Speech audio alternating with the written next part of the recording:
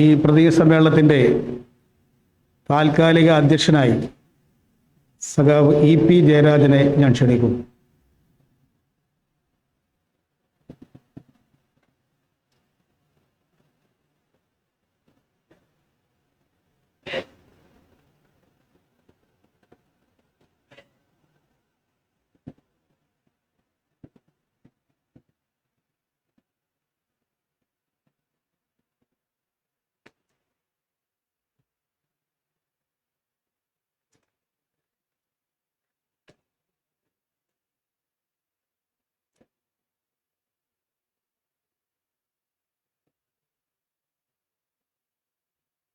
സഖാക്കളെ, സമ്മേളന നടപടികൾ ആരംഭിക്കുകയാണ്. സമ്മേളന നടപടിയുടെ ആദ്യത്തെ ഇനം സമ്മേളനത്തിൻ്റെ അജണ്ട അംഗീകരിക്കുക എന്നുള്ളതാണ്. പ്രതിനിധി സഖാക്കളുടെ അംഗീകാരത്തിന് വേണ്ടി അജണ്ട അവതരിപ്പിക്കുകയാണ്. രജിസ്ട്രേഷൻ, പതാക ഉയർത്തൽ, താൽക്കാലിക അധ്യക്ഷൻ, ഈ നടപടി പൂർത്തിയായി.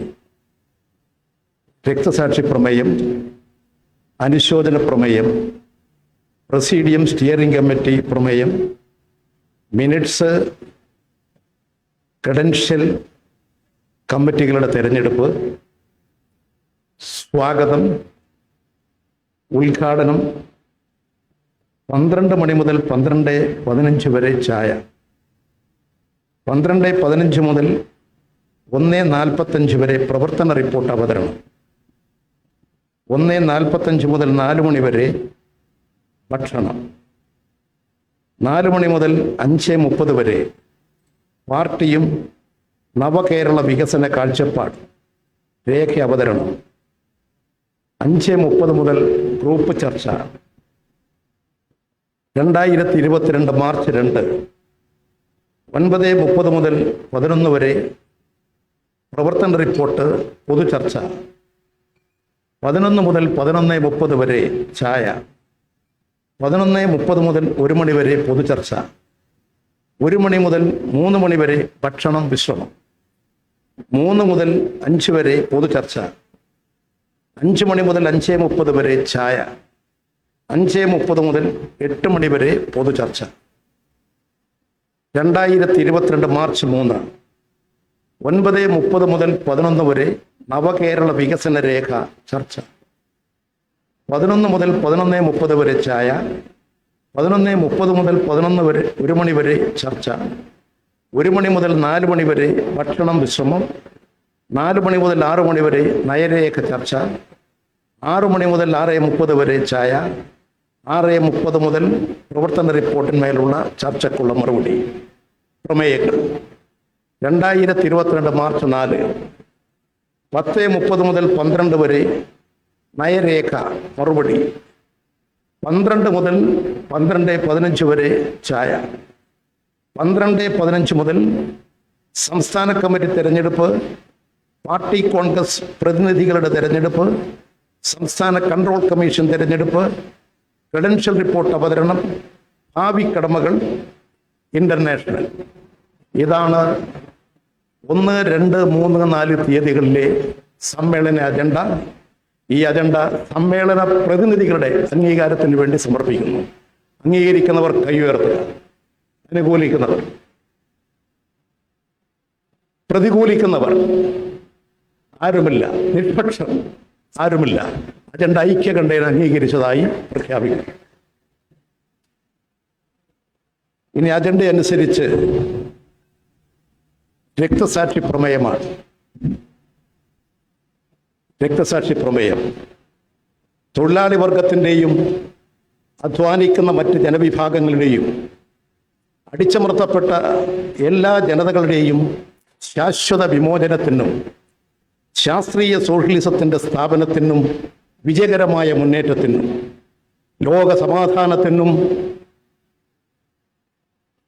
ലോകസമാധാനത്തിനും വേണ്ടിയിട്ടുള്ള പോരാട്ടങ്ങളിൽ വീരമൃത്യു വരിച്ച ധീര രക്തസാക്ഷികളുടെ ജ്വലിക്കുന്ന സ്മരണകൾക്ക് മുൻപിൽ ഈ സമ്മേളനം ആദരാഞ്ജലികൾ അർപ്പിക്കുന്നു.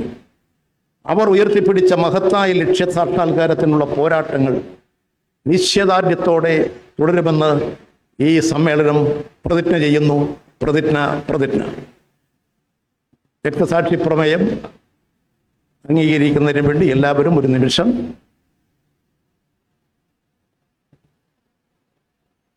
ഇരിക്കുക.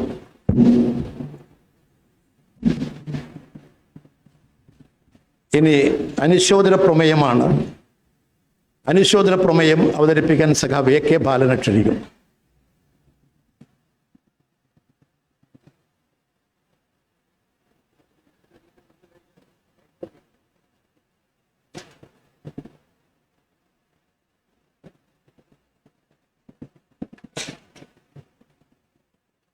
അനുശോചന പ്രമേയം സഖാവ് ബി രാഘവൻ, പാർട്ടി സംസ്ഥാന കമ്മിറ്റി അംഗവും SC/ST കോർപ്പറേഷൻ ചെയർമാനും KSKTU സംസ്ഥാന വൈസ് പ്രസിഡന്റും അഖിലേന്ത്യാ അഗ്രികൾച്ചർ വർക്കേഴ്സ് യൂണിയൻ വൈസ് പ്രസിഡന്റുമായിരുന്ന സഖാവ് ബി രാഘവൻ. 4.5 പതിറ്റാണ്ടിലെ പൊതുജീവിതത്തിനുടമയായിരുന്ന രാഘവൻ വിദ്യാർത്ഥി സംഘടനാ പ്രവർത്തനത്തിലൂടെയാണ് പൊതുരംഗത്തെത്തിയത്. കൊല്ലം ശ്രീനാരായണ കോളേജിലെ ഉശിരൻ വിദ്യാർത്ഥി സംഘടനാ നേതാവായിരിക്കുമ്പോൾ തന്നെ ജനഹൃദയങ്ങളിൽ സ്ഥാനം നേടിയ മാതൃകാ കമ്മ്യൂണിസ്റ്റായിരുന്നു. ത്യാഗപൂർവമായ കമ്മ്യൂണിസ്റ്റ് പ്രസ്ഥാനത്തിലൂടെ CPIM സംസ്ഥാന കമ്മിറ്റി അംഗമാവുകയും പാർട്ടി ഏൽപ്പിക്കുന്ന ചുമതലകൾ വിശ്വസ്തയോടെ നിറവേറ്റുകയും ചെയ്തു. കേരളത്തിലെ കർഷക തൊഴിലാളി പ്രസ്ഥാനത്തെ കരുത്തുറ്റതാക്കുന്നതിൽ സഖാവിൻ്റെ സേവനം എന്നും സ്മരിക്കപ്പെടും. കമ്മ്യൂണിസ്റ്റുകാർക്കുണ്ടാവേണ്ട ആദർശനിഷ്ഠ, ത്യാഗപൂർണമായ ജീവിതം, ജനങ്ങളുമായിട്ടുള്ള അടുപ്പം എന്നിവ നിലനിർത്താൻ ജാഗ്രതയോടെ പ്രവർത്തിച്ചു. നിയമസഭാംഗം എന്ന നിലയിൽ മികച്ച പ്രവർത്തനമാണ് കാഴ്ചവെച്ചത്. സഖാവിൻ്റെ വേർപാടിൽ അഗാധമായ ദുഃഖവും അനുശോചനവും രേഖപ്പെടുത്തുന്നു. സഖാവ് KR ഗൗരിയമ്മ കേരളത്തിലെ കമ്മ്യൂണിസ്റ്റ് പാർട്ടിയുടെ വളർച്ചയിൽ നിർണായക പങ്ക് വഹിച്ച ആദ്യകാല നേതാക്കന്മാർക്കൊപ്പം സ്ഥാനമുള്ള വനിതാ നേതാവാണ് സഖാവ് ഗൗരിയമ്മ. എടുത്ത പോലീസ് പീഡനങ്ങളും ജയിൽവാസവും അവർ അനുഭവിക്കേണ്ടി വന്നു. കമ്മ്യൂണിസ്റ്റ് പാർട്ടിയുടെ നേതൃത്വത്തിൽ 1957 അധികാരത്തിലെത്തിയ മന്ത്രിസഭയിലെ റവന്യൂ മന്ത്രി എന്ന നിലയിൽ കേരളത്തിലെ കാർഷിക പരിഷ്കരണ നിയമത്തിന് തുടക്കം കുറിക്കാൻ ഗൗരിയമ്മക്ക് കഴിഞ്ഞു. ദീർഘകാലം നിയമസഭ അംഗമായിരുന്ന സഖാവ് ഗൗരിയമ്മ ഏറ്റവും കൂടുതൽ കാലം മന്ത്രിയായ വനിത കൂടിയാണ്. ദീർഘകാലം പാർട്ടി സംസ്ഥാന കമ്മിറ്റി അംഗമായും പ്രവർത്തിച്ചു. ജീവിതാന്ത്യം വരെ പുരോഗമന മൂല്യങ്ങളാണ് ഗൗരിയമ്മ ഉയർത്തിപ്പിടിച്ചത്. പാവപ്പെട്ടവരോട് അവർ നിറഞ്ഞ പ്രതിബദ്ധത പുലർത്തി. KR ഗൗരിയമ്മയുടെ ഓർമ്മകൾക്ക് മുമ്പിൽ CPIM സംസ്ഥാന സമ്മേളനം ആദരാഞ്ജലികൾ അർപ്പിക്കുന്നു. BJP, RSS, Congress, league, SDPI criminal സംഘങ്ങൾ ഈ സമ്മേളന കാലയളവിൽ കൊലപ്പെടുത്തിയ ധീരസഖാക്കൾ പാർട്ടി പള്ളൂർ LC അംഗം കണ്ണിപ്പൊയിൽ ബാബു എന്ന KB ദിനേശ് ബാബു, SFI ഇടുക്കി ജില്ലാ കമ്മിറ്റി അംഗവും എറണാകുളം മഹാരാജാസ് കോളേജിലെ 2ാം വർഷ വിദ്യാർത്ഥിയുമായ അഭിമന്യു, സഖാവ് അബ്ദുൽ സിദ്ദീഖ്, കായംകുളം ഏരിയയിലെ ബ്രാഞ്ച് അംഗം സിയാർ, വെഞ്ഞാറമൂട് ചെമ്പാമൂട്ടിലെ DYFI തേവലക്കാട് യൂണിറ്റ് അംഗം Mithilaj, DYFI Kalunkilmukham unit president, party Kalunkilmukham branch അംഗവുമായ Haq Muhammad, Thrissur party Puthussery branch secretary PU Sanoor, കൊല്ലത്തെ R Manilal, DYFI Kallurav unit അംഗം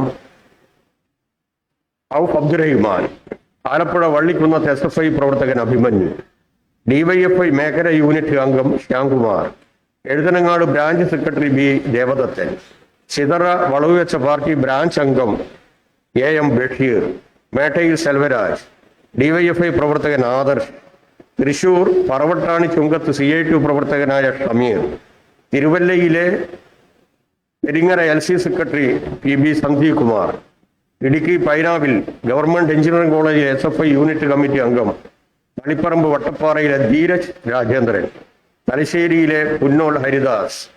നിയമസഭാ തെരഞ്ഞെടുപ്പിന് ശേഷം ത്രിപുരയിൽ RSS BJP അക്രമി സംഘം തട്ടിക്കൊണ്ടുപോയി കൊലപ്പെടുത്തിയ പാർട്ടി പ്രവർത്തകൻ രാകേഷ് ധാർ, കൊല ചെയ്ത് കെട്ടിത്തൂക്കിയ പാർട്ടി പ്രവർത്തകനും ആദിവാസിയുമായ ഉത്തര ത്രിപുരയിലെ അമർപൂർ ഏരിയയിലെ അജീന്ദർ റിയാസ് തൃണമൂൽ കോൺഗ്രസുകാരുടെ വെടിവെപ്പിൽ കൊല്ലപ്പെട്ട പശ്ചിമ ബംഗാളിലെ പാർട്ടി പ്രവർത്തകൻ നിത്യഗോപാൽ ബാലക്, തൊട്ടുകൂടായ്മയ്ക്കെതിരെ സംസാരിച്ചതിന് കൊല ചെയ്യപ്പെട്ട ഡിവൈഎഫ്ഐ തിരുനെൽവേലി ജില്ലാ ട്രഷററും പാർട്ടി തിരുനെൽവേലി AC അംഗവുമായ അശോകൻ ഒക്ടോബർ വിപ്ലവ വാർഷികത്തോടനുബന്ധിച്ച് വീടിന് സമീപം ചെങ്കൊടി ഉയർത്തിയതിന് തൃണമൂൽ ആക്രമണത്തിൽ കൊല്ലപ്പെട്ട ബംഗാളിലെ കർഷക തൊഴിലാളി യൂണിയൻ പ്രവർത്തകനായ ബാദൽ ഷെയ്ഖ്, ത്രിപുരയിൽ BJP ക്രിമിനലുകളുടെ ആക്രമണത്തിൽ കൊല്ലപ്പെട്ട പാർട്ടി പ്രവർത്തകൻ ബെനു ബിശ്വാസ് തുടങ്ങിയ സഖാക്കളുടെ നിഷ്ഠൂരമായ കൊലപാതകത്തിൽ പാർട്ടി സംസ്ഥാന സമ്മേളനം അഗാധമായ ദുഃഖവും പ്രതിഷേധവും അനുശോചനവും രേഖപ്പെടുത്തുന്നു. പാർട്ടി മുൻ PB അംഗങ്ങളായിരുന്ന നിരുപൻ സെൻ, ജാക്ക വെങ്കയ്യ, പാർട്ടി കേന്ദ്ര കമ്മിറ്റി അംഗങ്ങളായിരുന്ന വിജയകാന്ത് താക്കൂർ, ബിജന്ദർ ഗൗതം ദാസ്, ശ്യാമൾ ചക്രവർത്തി, K വരദരാജൻ, മഹേന്ദർ സിംഗ്, മുൻ കേന്ദ്ര കമ്മിറ്റി അംഗങ്ങളായിരുന്ന മഹർ സിംഗ്, ഗണേഷ് ശങ്കർ വിദ്യാർത്ഥി, ബഹുബൻ റിയാൻ, പാർട്ടി തമിഴ്നാട് സംസ്ഥാന സെക്രട്ടേറിയറ്റ് അംഗം K തങ്കവേൽ, പാർട്ടി പഞ്ചാബ് സംസ്ഥാന സെക്രട്ടേറിയറ്റ് അംഗം രഘുനാഥ് സിംഗ്, പാർട്ടി മുൻ തമിഴ്നാട് സംസ്ഥാന സെക്രട്ടേറിയറ്റ് അംഗം A അബ്ദുൽ വഹാബ്, ആന്ധ്രാപ്രദേശ് സംസ്ഥാന കമ്മിറ്റി അംഗം സുന്നം രാജയ്യ, തമിഴ്നാട്ടിലെ മുതിർന്ന കമ്മ്യൂണിസ്റ്റ് നേതാവ് N നന്മാരൻ, പാർട്ടി മുൻ സംസ്ഥാന കമ്മിറ്റി അംഗം സഖാവ് VR ഭാസ്കരൻ, പാർട്ടി കാസർഗോഡ് ജില്ലാ കമ്മിറ്റി അംഗങ്ങളായിരുന്ന Jarappa Shetty master, K Balakrishnan, party മുൻ കണ്ണൂർ ജില്ലാ സെക്രട്ടേറിയറ്റ് അംഗം പുഞ്ചയിൽ നാണു, കണ്ണൂർ മുൻ ജില്ലാ കമ്മിറ്റി അംഗങ്ങളായ P വാസുദേവൻ, K കുഞ്ഞപ്പ, പാർട്ടിയുടെ വയനാട് ജില്ലാ സെക്രട്ടറിയും സംസ്ഥാന കമ്മിറ്റി അംഗവുമായിരുന്ന PA മുഹമ്മദ്, പാർട്ടി മുൻ വയനാട് ജില്ലാ സെക്രട്ടറി M വേലായുധൻ, ദീർഘകാലം പാർട്ടി കോഴിക്കോട് ജില്ലാ സെക്രട്ടറിയായും സംസ്ഥാന കമ്മിറ്റി അംഗമായും പ്രവർത്തിച്ച സഖാവ് കേളപ്പൻ, കോഴിക്കോട് മുൻ ജില്ലാ സെക്രട്ടേറിയറ്റ് അംഗങ്ങളായിരുന്ന TP ബാലകൃഷ്ണൻ നായർ, EV കൃഷ്ണൻ, കോഴിക്കോട് ജില്ലാ കമ്മിറ്റി അംഗങ്ങളായിരുന്ന M ഭാസ്കരൻ, V ബാലകൃഷ്ണൻ, മുൻ മലപ്പുറം ജില്ലാ കമ്മിറ്റി അംഗങ്ങളായിരുന്ന AP അബ്ദുറഹിമാൻ, വള്ളിക്കാടൻ ഇസ്മായിൽ, പാലക്കാട് ജില്ലാ സെക്രട്ടേറിയറ്റ് അംഗം KV വിജയദാസ്, പാലക്കാട് മുൻ ജില്ലാ സെക്രട്ടേറിയറ്റ് അംഗങ്ങളായ T Chathu, TM Abubakar, TK Arumukhan, മുൻ ജില്ലാ കമ്മിറ്റി അംഗങ്ങളായിരുന്ന M Narayanan, A Ayyappan, CK Gopalan, party മുൻ തൃശൂർ ജില്ലാ സെക്രട്ടേറിയറ്റ് അംഗം പ്രൊഫസർ M മുരളീധരൻ, പാർട്ടി ജില്ലാ കമ്മിറ്റി അംഗങ്ങളായിരുന്ന KV ജോസ്, K മണി, എറണാകുളം ജില്ലാ കമ്മിറ്റി അംഗങ്ങളായിരുന്ന TK വത്സൻ, TR ഗോപിനാഥൻ, മുൻ Idukki DC അംഗങ്ങളായിരുന്ന AK Damodaran, KM Shavul Hameed, S സുന്ദരമാണിക്കം, Kottayam ജില്ലാ കമ്മിറ്റി അംഗങ്ങളായിരുന്ന സഖാവ് Vaimanam Babu, TS Sreedharan, professor K Kumaramenon, EM Kunjumuhammad, MC Jacob, EP Chellappan, Alappuzha മുൻ ജില്ലാ സെക്രട്ടേറിയറ്റ് അംഗങ്ങളായിരുന്ന വെളിയിൽ A Raghavan, MA Ariyar, TK Pazhani, party Alappuzha ജില്ലാ കമ്മിറ്റി അംഗങ്ങളായിരുന്ന TK Karunakaran, KN Purushothamakurup, N Soman, K Prakashan, party Pathanamthitta DC അംഗങ്ങളായിരുന്ന PK Kumaran, CK Mohanan Nair, CG Dinesh, party Kollam ജില്ലാ സെക്രട്ടേറിയറ്റ് അംഗമായിരുന്ന E കാസിം, കൊല്ലം ജില്ലാ സെക്രട്ടേറിയറ്റ് അംഗം P കേശവൻ നായർ, പാർട്ടി മുൻ കൊല്ലം ജില്ലാ കമ്മിറ്റി അംഗങ്ങളായിരുന്ന G രാമകൃഷ്ണൻ, K തുളസീധരൻ, പുന്നപ്പുറ വയലാർ സമര സേനാനിയും അവിഭക്ത കമ്മ്യൂണിസ്റ്റ് പാർട്ടിയുടെ തിരുവനന്തപുരം ജില്ലാ സെക്രട്ടറിയുമായിരുന്ന VK ഭാസ്കരൻ, പാർട്ടി തിരുവനന്തപുരം ജില്ലാ സെക്രട്ടേറിയറ്റ് അംഗം കട്ടാക്കട ശശി, പാർട്ടി തിരുവനന്തപുരം ജില്ലാ കമ്മിറ്റി അംഗങ്ങളായിരുന്ന P Biju, BS Rajeevan, K Sudhakaran, D Jayaram, Kattaikonam G Aravindan, AG Thankappan Nair, Attippara G Sadanandan, Thiruvallam Sivarajan തുടങ്ങിയ നേതാക്കൾ ഈ സമ്മേളന ഘട്ടത്തിലാണ് വേർപിരിഞ്ഞത്. വിയറ്റ്നാം കമ്മ്യൂണിസ്റ്റ് പാർട്ടി മുൻ ജനറൽ സെക്രട്ടറിയും പ്രധാനമന്ത്രിയുമായിരുന്ന ഡുമോയ്, CPI ദേശീയ എക്സിക്യൂട്ടീവ് അംഗം ഗുരുദാസ് ഗുപ്ത, CPI ദേശീയ സെക്രട്ടേറിയറ്റ് അംഗം ഷമീം ഫെയ്സി, മുൻ പ്രധാനമന്ത്രി അടൽ ബിഹാരി വാജ്പേയി, മുൻ കേന്ദ്രമന്ത്രിമാരായ S ജയ്പാൽ റെഡ്ഡി, സുഷമ സ്വരാജ്, മുൻ കേരള ഗവർണറും ഡൽഹി മുഖ്യമന്ത്രിയുമായിരുന്ന ഷീല ദീക്ഷിത്, DMK പ്രസിഡന്റും 5 തവണ തമിഴ്നാട് മുഖ്യമന്ത്രിയുമായ M കരുണാനിധി, മുതിർന്ന നിയമജ്ഞനും മുൻ കേന്ദ്രമന്ത്രിയുമായിരുന്ന രാംചന്ദ് മലാനി, ഇന്ത്യയുടെ മുൻ രാഷ്ട്രപതി പ്രണബ് മുഖർജി, കേന്ദ്രമന്ത്രി രാംവിലാസ് പാസ്വാൻ, മുൻ ലോകസഭാ സ്പീക്കറും 10 തവണ ലോകസഭാ അംഗവുമായിരുന്ന സോംനാഥ് ചാറ്റർജി, മുൻ ബീഹാർ മുഖ്യമന്ത്രി ജഗന്നാഥ് മിശ്ര, മുൻ മന്ത്രി ദാമോദരൻ കാളാശ്ശേരി, മുൻ മന്ത്രി ചെർക്കളം അബ്ദുള്ള, RSP അഖിലേന്ത്യാ general secretary Shiji Goswami, NCP സംസ്ഥാന പ്രസിഡന്റും മുൻ മന്ത്രിയുമായ തോമസ് ചാണ്ടി, LJD നേതാവ് മുൻ മന്ത്രിയും MP-യുമായിരുന്ന MP വീരേന്ദ്രകുമാർ, മുൻ കേന്ദ്രമന്ത്രിയായിരുന്ന MM Jacob, Kerala Congress M ചെയർമാനും മുൻ ധനകാര്യമന്ത്രിയുമായ KM മാണി, മുൻ മന്ത്രിയും കോൺഗ്രസ് നേതാവുമായ കടവൂർ ശിവദാസൻ, ദേശീയ ശ്രദ്ധ പിടിച്ചുപറ്റിയ നിരവധി പ്രതിഭകൾ, പ്രത്യേകിച്ച് ശാസ്ത്ര, സാഹിത്യ, കല, സാംസ്കാരിക, കായിക, സിനിമ, മാധ്യമ, വിദ്യാഭ്യാസ, ചരിത്ര, രാജ്യരക്ഷ, സുരക്ഷാ മേഖലയിൽ സംഭാവന നൽകിയവർ ഈ കാലയളവിൽ ലോകത്തോട് വിട പറഞ്ഞു. കോവിഡ് പ്രളയം, മറ്റ് പ്രകൃതി ദുരന്തങ്ങളിൽ മരണപ്പെട്ട ആയിരക്കണക്കിന് പേർ, ഇന്ത്യ ചൈന, ഇന്ത്യ പാക് അതിർത്തിയിലുണ്ടായ സംഘർഷത്തിൽ വീരമൃത്യു വരിച്ച ഇന്ത്യൻ സൈനികർ, തമിഴ്നാട്ടിൽ ഊട്ടിക്ക് സമീപം കുനൂരിലുണ്ടായ വ്യോമസേന ഹെലികോപ്റ്റർ അപകടത്തിൽ രാജ്യത്തിന്റെ സംയുക്ത സേനാ മേധാവി ബിപിൻ റാവത്ത് ഉൾപ്പെടെയുള്ള സൈനികർ, മരം കോച്ചുന്ന തണുപ്പിന് അവഗണിച്ച് ഡൽഹിയിൽ കർഷക സമരത്തിൽ പങ്കെടുക്കവേ രക്തസാക്ഷികളായ കർഷകർ തുടങ്ങി ഈ സമ്മേളന കാലയളവിൽ മരണപ്പെട്ടു. എല്ലാവരുടെയും പേരിവിടെ പരാമർശിക്കുന്നില്ല. പ്രിന്റ് ചെയ്ത ലിസ്റ്റ് പ്രതിനിധി സഖാക്കൾക്ക് ആദ്യം തന്നെ കൊടുത്തിട്ടുണ്ട്. അറിയപ്പെടുന്നവരും അറിയപ്പെടാത്തവരുമായ മുഴുവൻ ആളുകളുടെയും വിയോഗത്തിൽ CPIM സംസ്ഥാന സമ്മേളനം അഗാധമായ ദുഃഖവും അനുശോചനവും രേഖപ്പെടുത്തുന്നു.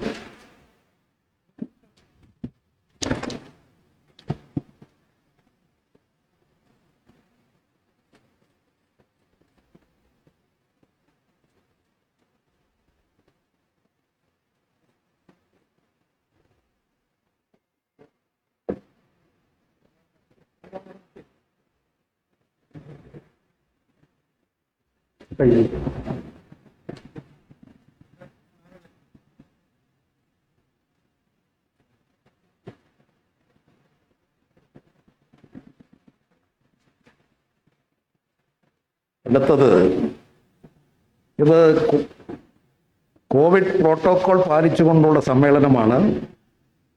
എല്ലാവരും ആ ജാഗ്രതയിൽ തന്നെയാണ് ഇവിടെ സമ്മേളിച്ചുകൊണ്ടിരിക്കുന്നത്. ആ ജാഗ്രത എപ്പോഴും മനസ്സിലുണ്ടാകണമെന്നാണ് ആദ്യമായിട്ടും അഭ്യർത്ഥിക്കാനുള്ളത്. അടുത്തത് പ്രസീഡിയം, സ്റ്റിയറിംഗ്, പ്രമേയം, മിനിറ്റ്സ്, ക്രെഡൻഷ്യൽ കമ്മിറ്റികളുടെ തിരഞ്ഞെടുപ്പാണ്. അതിൻ്റെ നിർദ്ദേശങ്ങൾ അവതരിപ്പിക്കാൻ പാർട്ടി സംസ്ഥാന സെക്രട്ടറിയെ ബഹുമാനപുരസരം ക്ഷണിക്കുന്നു.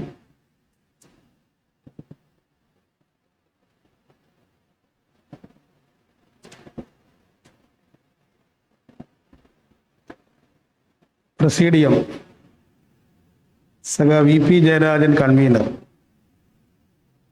സഖാവ് Susan Kodi, A Rahim, Sachin Dev MLA, OR Kelu MLA. Steering കമ്മിറ്റിയായി സംസ്ഥാന സെക്രട്ടേറിയറ്റ് പ്രവർത്തിക്കും. പ്രമേയ committee doctor TM Thomas Isaac convener, A Vijayaraghavan, Elamaram Kareem, AK Balan, KK Shailaja, M Vijayakumar, Puthalath Dineshan, N Chandran, KSKTU, VK Sanoj DYFI, KT Kunhikannan. Federation committee സഖാവ് CS Sujatha convener, Panoli Valsan, Raju Abraham, K Sajeevan, Biju Kandakkai. Minutes K Varadarajan convener, PK Sainaba, M പ്രകാശം master, PK Davis Thrissur, K Rajesh Kottayam, advocate Premkumar Palakkad, VN Mohanan Idukki. ഇതോടൊപ്പം പ്രസംഗങ്ങൾ വിവർത്തനം ചെയ്യേണ്ടുന്ന കുറച്ച് സഖാക്കളെ ചുമതലപ്പെടുത്തേണ്ടതുണ്ട്. ഉദ്ഘാടന പ്രസംഗം മുതൽ അത് ചെയ്യേണ്ടതായിട്ട് വരും. സഖാവ് CP Narayanan, doctor KN Ganesh, doctor Sivadasan, doctor VPV Musthafa, doctor Sampath, doctor Chintha Jero, Sukanya, KK Ragesh എന്നിവരെ ചുമതലപ്പെടുത്തുന്നു.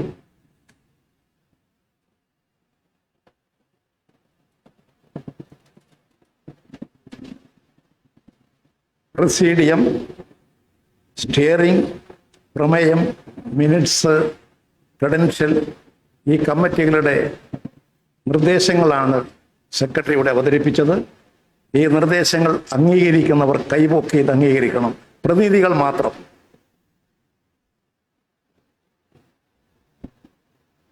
പ്രതികൂലിക്കുന്നവർ നിഷ്പക്ഷം ഐക്യകണ്ഠേന ഈ നിർദ്ദേശങ്ങളെല്ലാം അംഗീകരിച്ചതായി അറിയിക്കുന്നു. ഈ കമ്മിറ്റികളുടെ ചുമതലയെ നിർദ്ദേശിക്കപ്പെട്ട സഖാക്കൾ അവരവരുടെ ഇരിപ്പിടങ്ങളിൽ വന്ന് ഈ ചുമതല ഏറ്റെടുക്കേണ്ടതാണ്.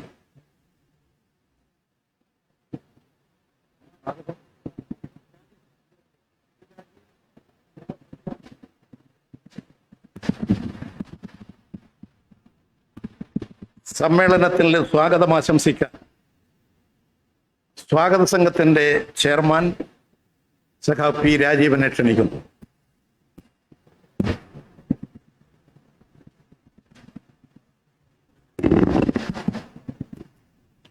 പ്രസീഡിയം, വേദിയിലുള്ള പാർട്ടിയുടെ സമുന്നതരായ നേതാക്കന്മാരെ, പ്രതിനിധി സഖാക്കളെ, സുഹൃത്തുക്കളെ, CPIM-ന്റെ 23-ാം കോൺഗ്രസിന്റെ മുന്നോടിയായ സംസ്ഥാന സമ്മേളനത്തിന് എറണാകുളം ജില്ല ആതിഥേയത്വം വഹിക്കുന്നത് ഏറെ അഭിമാനത്തോടു കൂടിയാണ്.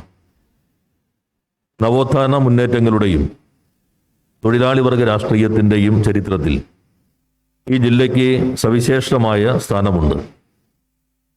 നമ്മുടെ സമ്മേളനം നടക്കുന്ന ഈ മൈതാനം, മറൈൻ ഡ്രൈവ്, ഒരു കാലത്ത് കായലിൻ്റെ ഭാഗമായിരുന്നു. പിന്നോക്കക്കാർക്ക് പൊതു ഇടങ്ങളിൽ നടക്കുന്നതിന് പോലും അവകാശമില്ലാതിരുന്ന കാലം.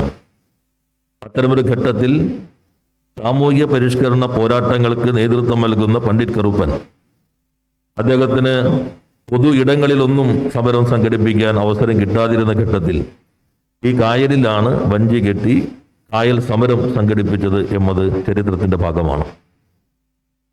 ഇന്ത്യയിൽ മാത്രമല്ല, പൗരസ്ത്യ രാജ്യങ്ങളിൽ ആദ്യമായി ഒരു സർവമത സമ്മേളനം നടക്കുന്നത് 1924 ഇതേ ശിവരാത്രി ദിനത്തിൽ ആലുവയിൽ വച്ചാണ്.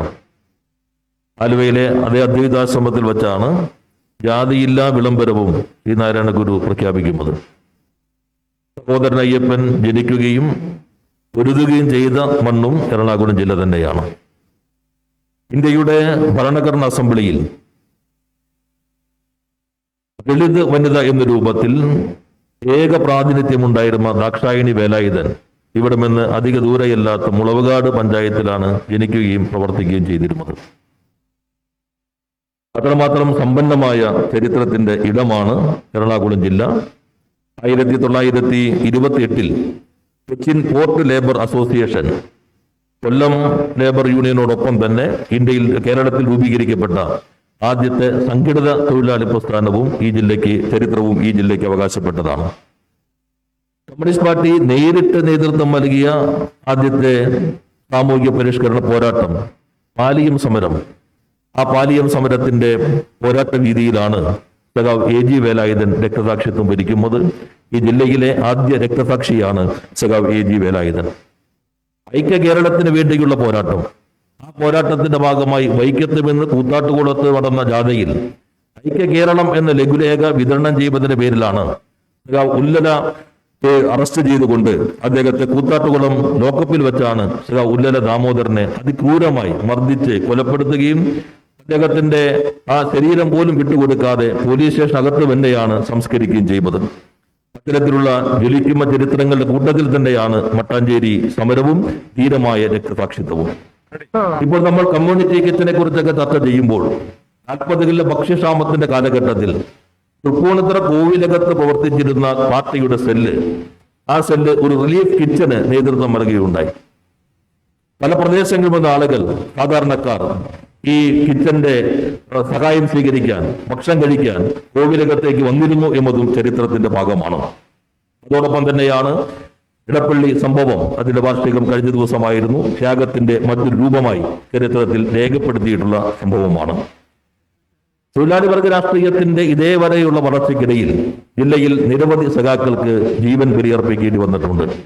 വർഗീയത തുലയട്ടെ എന്ന മുദ്രാവാക്യം ഉയർത്തിക്കൊണ്ട് ധീരരക്തസാക്ഷിത്വം വരിച്ച അഭിമന്യു പഠിച്ച ക്യാമ്പസും നമ്മുടെ ഈ സമ്മേളന നഗരിൽ നിന്ന് അധിക ദൂരെയല്ലാതെയാണ് എന്നതും ചരിത്രത്തിന്റെ ഭാഗമാണ്. കമ്മ്യൂണിസ്റ്റ് പ്രസ്ഥാനത്തിന്റെ ചരിത്രത്തിൽ നിരവധി സമ്മേളനങ്ങൾക്ക് സാക്ഷ്യം വഹിച്ചിട്ടുള്ള ജില്ലയാണ് എറണാകുളം ജില്ല. 1957 ചരിത്രം സൃഷ്ടിച്ചുകൊണ്ട് കമ്മ്യൂണിസ്റ്റ് പാർട്ടി രാഷ്ട്രീയ അധികാരത്തിൽ കേരളത്തിൽ വരുമ്പോൾ ആദ്യത്തെ നിയമസഭാ പാർട്ടി യോഗം ചേരുന്നത് ഇവിടെ നിന്ന് അധിക ദൂരെയല്ലാത്ത TDM ഹാളിൽ വെച്ചാണ്. അവിടെ വെച്ചാണ് സഖാവ് EMS-നെ നിയമസഭാ കക്ഷി നേതാവായി തെരഞ്ഞെടുത്തത്. എറണാകുളത്ത് നിന്ന് തന്നെയാണ് സഖാവ് EM മുഖ്യമന്ത്രിയായി സത്യപ്രതിജ്ഞ ചെയ്യാൻ യാത്ര തിരിച്ചതും എന്നത് ചരിത്രത്തിന്റെ മറ്റൊരു ഭാഗമാണ്. അവിഭക്ത കമ്മ്യൂണിസ്റ്റ് പാർട്ടിയിൽ നിന്ന് ഇടതുപക്ഷ നേതൃത്വം നാഷണൽ ദേശീയ കോൺഗ്രസിൽ നിന്ന് ഇറങ്ങിപ്പോകുന്നതിന് ശേഷം പാർട്ടി രൂപീകരണത്തിന്റെ ആദ്യഘട്ടത്തിൽ 1964 ജൂൺ 12, 13 തീയതികളിൽ കേരളത്തിന്റെ സംഘാടക സമിതിയുടെ സംഘാടന സമ്മേളനവും സംഘാടക സമിതി രൂപീകരണവും നടന്നത് എറണാകുളത്ത് വെച്ചാണ്. 1968 പാർട്ടിയുടെ പ്ലീനം എറണാകുളത്ത് ചേർന്നതും സംഘടനാ ചരിത്രത്തിൽ പ്രധാനപ്പെട്ട ഒരു ഭാഗമാണ്. ഇടതുപക്ഷ തീവ്രവാദത്തിനെതിരെ, വ്യതിയാനത്തിനെതിരെയുള്ള വിട്ടുവീഴ്ചയില്ലാത്ത പോരാട്ടത്തിന് കേരളത്തിലെ CPIM-ന് കരുത്ത് നൽകിയ ആ പ്ലീനത്തിൽ വെച്ചാണ് സഖാവ് CH അസിസ്റ്റന്റ് സെക്രട്ടറിയായി മാറിക്കൊണ്ട് സഖാവ് AKGയെ പാർട്ടിയുടെ സംസ്ഥാന സെക്രട്ടറിയായി തെരഞ്ഞെടുത്തു എന്നതും ചരിത്രത്തിന്റെ ഭാഗമാണ്. 1967 ഇന്ത്യയിൽ കോൺഗ്രസിന്റെ അധികാര കുത്തകയ്ക്ക് ഉലച്ചിൽ തേടിക്കൊണ്ട് 9 സംസ്ഥാനങ്ങളിൽ അധികാരം നഷ്ടപ്പെട്ടതിന്റെ തുടർച്ചയിലുള്ള രാഷ്ട്രീയ നയരൂപീകരണത്തിന്റെ പ്രധാനപ്പെട്ട വേദിയായി 1968 പാർട്ടി കോൺഗ്രസിനും ആതിഥേയത്വം വഹിച്ചത് കൊച്ചി നഗരമാണ്. അവിടെ വെച്ചാണ് പാർട്ടിയുടെ CPIM-ന്റെ ഭരണഘടന പുതുക്കി അതിന് അംഗീകാരം നൽകുന്നത്. ഇങ്ങനെയുള്ള സമ്പന്നമായ സമ്മേളന ചരിത്രത്തിൽ സംസ്ഥാന സമ്മേളനത്തിനൊടുവിൽ ആതിഥേയത്വം വഹിച്ചത് 1985 അതിനുശേഷം 2008 കേന്ദ്ര കമ്മിറ്റി യോഗത്തിന് കൊച്ചി ആതിഥേയത്വം വഹിച്ചിരുന്നു. 2018 സൗത്ത് ഏഷ്യൻ രാജ്യങ്ങളിലെ കമ്മ്യൂണിസ്റ്റ് പാർട്ടികളുടെയും തൊഴിലാളി വർഗ പാർട്ടികളുടെയും യോഗവും കൊച്ചിയിൽ വെച്ച് ചേർന്നു എന്നത് ഇത്തരണത്തിൽ സ്മരണീയമാണ്. 1985 എറണാകുളത്ത് നടന്ന സമ്മേളനവും CPIM-ന്റെയും ഇടതുപക്ഷ പ്രസ്ഥാനത്തിന്റെയും ചരിത്രത്തിൽ ഏറെ പ്രാധാന്യമുള്ളതാണ്.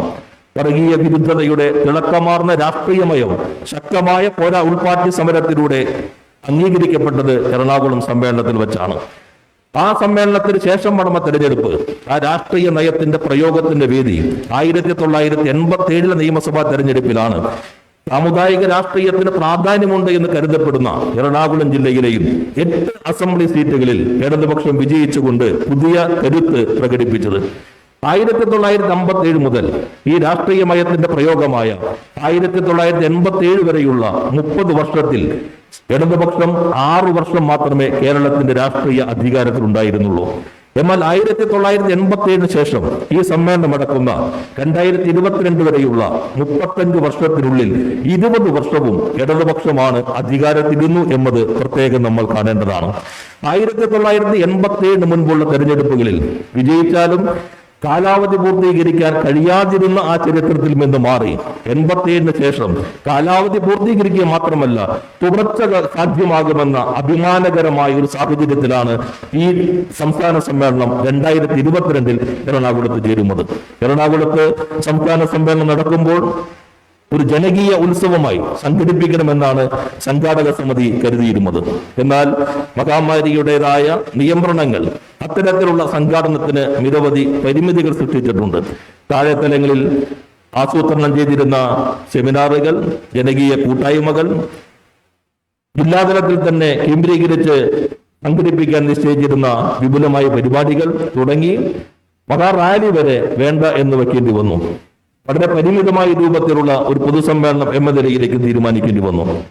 ഞങ്ങളൊരു ഹോളിലാണ് ആദ്യം ആലോചിച്ചതെങ്കിലും ഇപ്പോഴത്തെ മാനദണ്ഡങ്ങൾ എല്ലാം പാലിക്കേണ്ടി വന്നതുകൊണ്ട് പ്രത്യേകമായി ഒരു പന്തൽ നിർമ്മിച്ചുകൊണ്ടാണ് ഈ സമ്മേളനം സംഘടിപ്പിക്കുന്നത്. അതിന്റെ ഭാഗമായി എന്തെങ്കിലും പരിമിതികളുണ്ടെങ്കിൽ നിങ്ങൾ ക്ഷമിക്കണം എന്ന് ഞാൻ ഈ സന്ദർഭത്തിൽ അഭ്യർത്ഥിക്കുന്നു.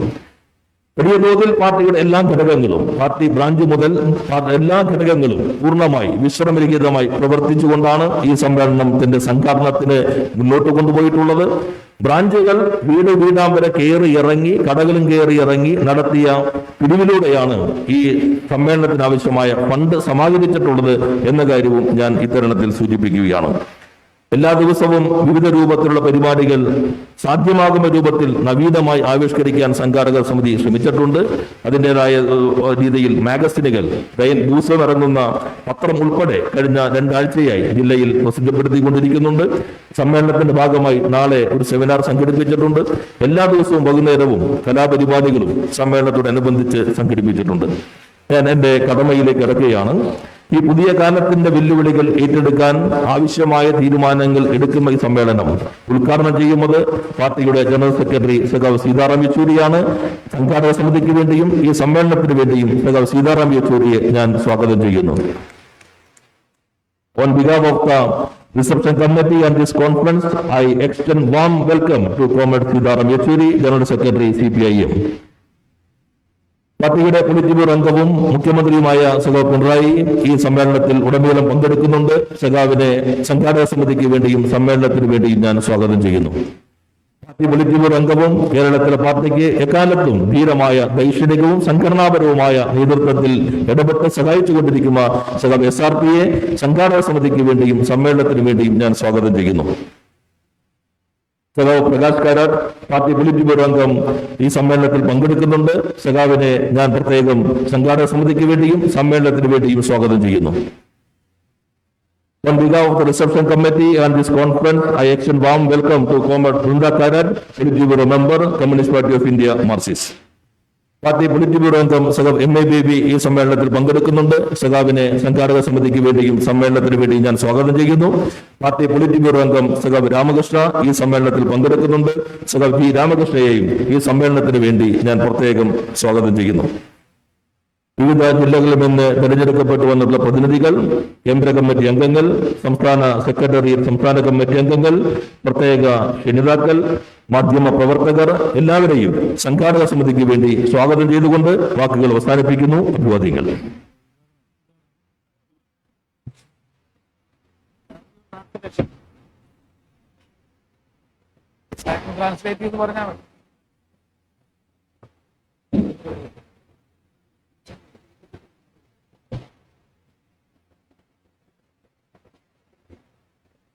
Communist party of India Marxist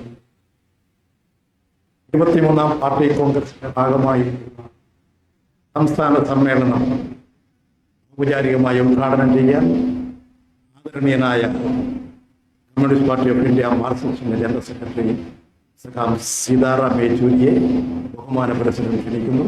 സഖാവ് P. രാജീവ് ഇത് മലയാളത്തിലേക്ക് പരിഭാഷപ്പെടുത്തും.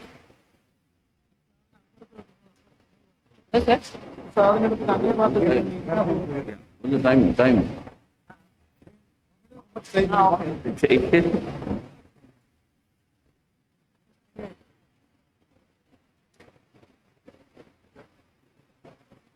Thank you, sir.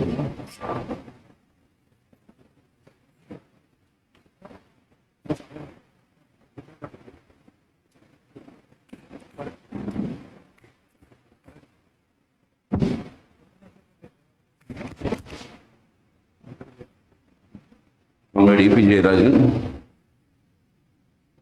the Chief Minister of Kerala, member of our Politburo, Comrade Pinarayi Vijayan, State Secretary, Comrade Kodiyeri Balakrishnan, members of the Politburo, Comrade S. Ramchandra Pillai, Comrade Prakash Karat, Comrade Brinda Karat, Comrade MA Baby, Comrade G. Ramakrishnan, and all the members of the Central Committee, distinguished sympathizers and well-wishers of our party who are attending this open session, and my dear comrade delegates, observers and friends. It's a great pleasure to inaugurate this conference because this 23rd state conference being held at Comrade B. Raghavan Nagar is being held at a very crucial time in the history of our country. And this conference, in the run-up to the 23rd All India Congress of the CPIM, that is also going to be held in Kerala, in Kannur, from April 6th onwards.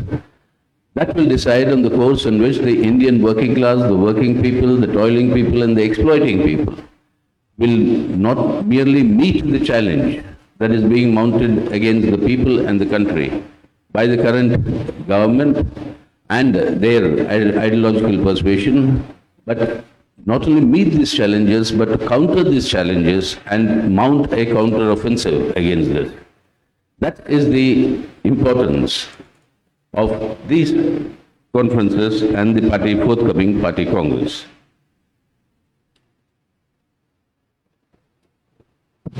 So മുഖ്യമന്ത്രി പിണറായിയും മറ്റ് BB അംഗങ്ങൾ, പ്രതിനിധി സഖാക്കളെ, ഈ സമ്മേളനത്തിൽ open സെഷനിൽ പങ്കെടുക്കുന്ന വിശിഷ്ട വ്യക്തികൾ, നിരീക്ഷകർ, സുഹൃത്തുക്കളെ, സഖാവ് B. രാഘവന്റെ പേരിലുള്ള നഗറിൽ നടക്കുന്ന ഈ സംസ്ഥാന സമ്മേളനത്തിൽ പങ്കെടുക്കുന്നതിൽ എനിക്കേറെ അഭിമാനവും സന്തോഷവുമുണ്ട്. രാജ്യം ഏറെ നിർണായകമായ ഒരു സാഹചര്യത്തിലൂടെ കടന്നു പോകുമ്പോഴാണ് CPIMന്റെ സമ്മേളനം നടക്കുന്നത്. ഈ സമ്മേളനത്തിന്റെ തുടർച്ചയിൽ പാർട്ടിയുടെ അഖിലേന്ത്യാ സമ്മേളനവും പാർട്ടി കോൺഗ്രസും കേരളത്തിൽ തന്നെയാണ്, കണ്ണൂരിലാണ് നടക്കുന്നത്. പാർട്ടി ഏപ്രിൽ 6-ാം തീയതി മുതൽ തുടർച്ചയായിട്ടാണ് പാർട്ടി കോൺഗ്രസ് കണ്ണൂരിൽ നടക്കുന്നത്. ഈ കോൺഗ്രസ് ഈ രാജ്യം നേരിടുന്ന വെല്ലുവിളികൾ, തൊഴിലാളി വർഗം നേരിടുന്ന വെല്ലുവിളികൾ, ചൂഷിത വർഗം, പാർശ്വവൽക്കരിക്കപ്പെട്ട ജനവിഭാഗങ്ങൾ, അവരാകെ നേരിടുന്ന പ്രശ്നങ്ങളും വെല്ലുവിളികളും അവയെ ചർച്ച ചെയ്യുക മാത്രമല്ല, രാജ്യത്ത് ആധിപത്യം സ്ഥാപിക്കാൻ ശ്രമിക്കുന്ന പ്രത്യയശാസ്ത്രത്തിന്റെ ഇടപെടലുകളെ കൂടി പരിശോധിക്കുകയും അതിനെ മറികടക്കാനും പ്രതിരോധിക്കാനുമുള്ള നയവും നിലപാടുകളും ആവിഷ്കരിക്കുകയും ചെയ്യുന്നു എന്ന പ്രാധാന്യമാണ് party കോൺഗ്രസിനുള്ളത്. That's why today, what is the way forward out of this? And in that way forward, Kerala is showing the way. It is not as though our Prime Minister, before this round of assembly elections, in an orchestrated interview given to the electronic media, to the news channel, has said that the left today in India does not exist. It exists only in one corner in Kerala. But then he went on to add, this is a dangerous ideology. We will have to fight to end this ideology that is not in the interest of India. Why is it dangerous, Mr. Prime Minister? It is dangerous because it poses the alternative to everything that this government has been doing, destroying our country's unity and integrity, destroying the livelihood of our people, and actually looting our country's assets. And that is why, because Kerala shows the alternative, that it is dangerous for them. Yes, this 23rd state conference must rise to the occasion. You have already prepared a document which you will discuss on the future vision for Kerala's development. And that you will discuss, and that is the alternative set of policies which actually challenge the BJP, the RSS and the Prime Minister today. And it is your discussions in this state conference must strengthen that approach, because it is not only for Kerala, it's not only for the CPIM, it's not only for the left, but Kerala has always, like it has done since 1957, the CPIM in Kerala must show the path for the country as a whole, for the Indian people as a whole, to face this challenge and move forward in a progressive direction.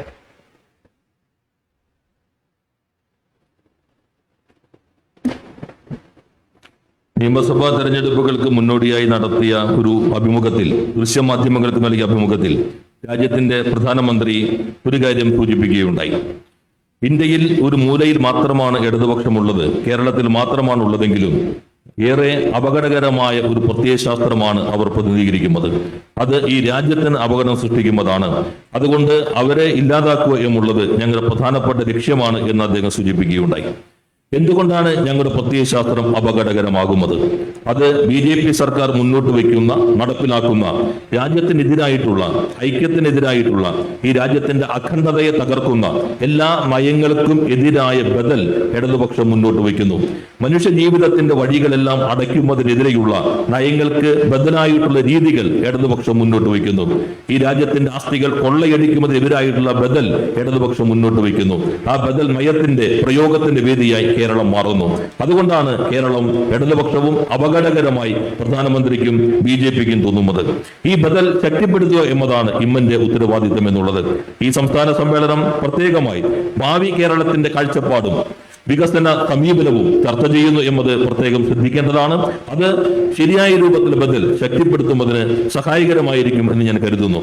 BJPയും RSSും പ്രധാനമന്ത്രിയെ മുന്നോട്ട് വയ്ക്കുന്ന ഈ രാജ്യത്തിനെതിരായിട്ടുള്ള നയങ്ങളെ, വെല്ലുവിളികളെ പ്രതിരോധിക്കാൻ കഴിയുന്ന കാഴ്ചപ്പാട് കേരളത്തിനും ഇടതുപക്ഷത്തിനും മുന്നോട്ട് വയ്ക്കാൻ കഴിയണം. കേരളം എക്കാലത്തും രാജ്യത്തിന് വഴികാട്ടിയായിട്ടുണ്ട്. 1957 ചരിത്രം സൃഷ്ടിച്ചുകൊണ്ട് രാജ്യത്തിന് വഴി തെളിയിച്ചതുപോലെ ഇന്നത്തെ കാലഘട്ടത്തിൽ രാജ്യവും ജനങ്ങളും നേരിടുന്ന വെല്ലുവിളികൾ അതിനെ അഭിമുഖീകരിക്കാൻ, മറികടക്കാൻ കഴിയുന്ന കരുത്തായ വഴി തെളിയിക്കുന്നതിന് വേണ്ടി കേരളത്തിന് കഴിയും എന്ന് ഞാൻ പ്രതീക്ഷിക്കുന്നു. These 4 years since the last state conference in Kerala and the last All India Party Congress have been years where there is a further consolidation of the right-wing offensive in our country. The BJP is advancing the fascistic RSS's Hindutva agenda relentlessly.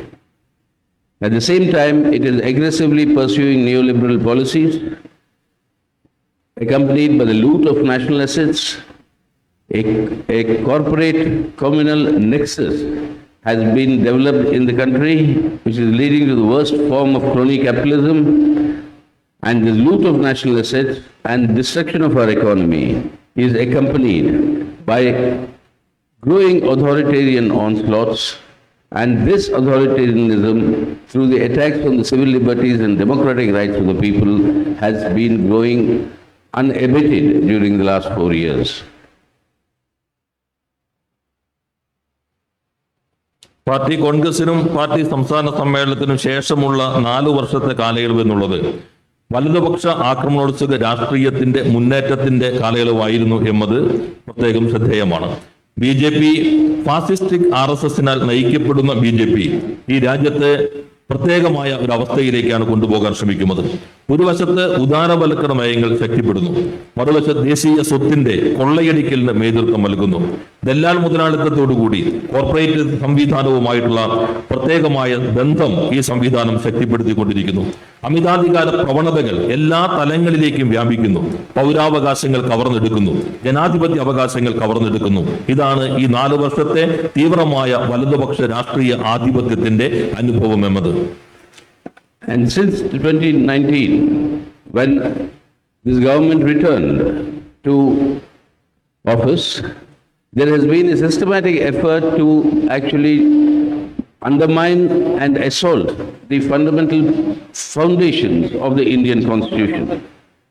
Soon after it came back to resume office, the state of J&K was dissolved, Article 370 and 35A of the Indian Constitution abrogated, and immediately after that followed the enactment of the Citizenship Amendment Act, which is basically a violation of the Indian Constitution of linking citizenship with religion. And then, on continuing with this attack on the fundamental principles, it has also embarked on undermining the independent institutions under the Constitution, which serve as checks and balances to ensure that the constitutional rule prevails in our country, starting from the Parliament itself, through the judiciary. For more than nearly 3 years now, the challenges to the constitutional validity of Article 370's abrogation, to the CAA, they remain unheard. The challenges to legalization of political corruption through the electoral bonds, that remains unheard. So this manner in which the institutions and then the election commission, even in these assembly elections, every day you see a violation of the model code of conduct, but the election commission does not act. and very partisan manner in which it is conducting itself. And then the agencies like the Enforcement Department and the CBI, they are acting as the political agents or the political arms of the government and its political agenda. That's why what you see today, since after 2019, is a systematic assault on the Indian Constitution, the undermining of all its independent institutions. And this is needed for the BJP to ensure the advancement of the fascistic RSS Hindutva agenda, and that to replace the secular democratic Republic of India as defined by our constitution with their version of a fascistic Hindutva Rashtra. That is the process in which the country is moving.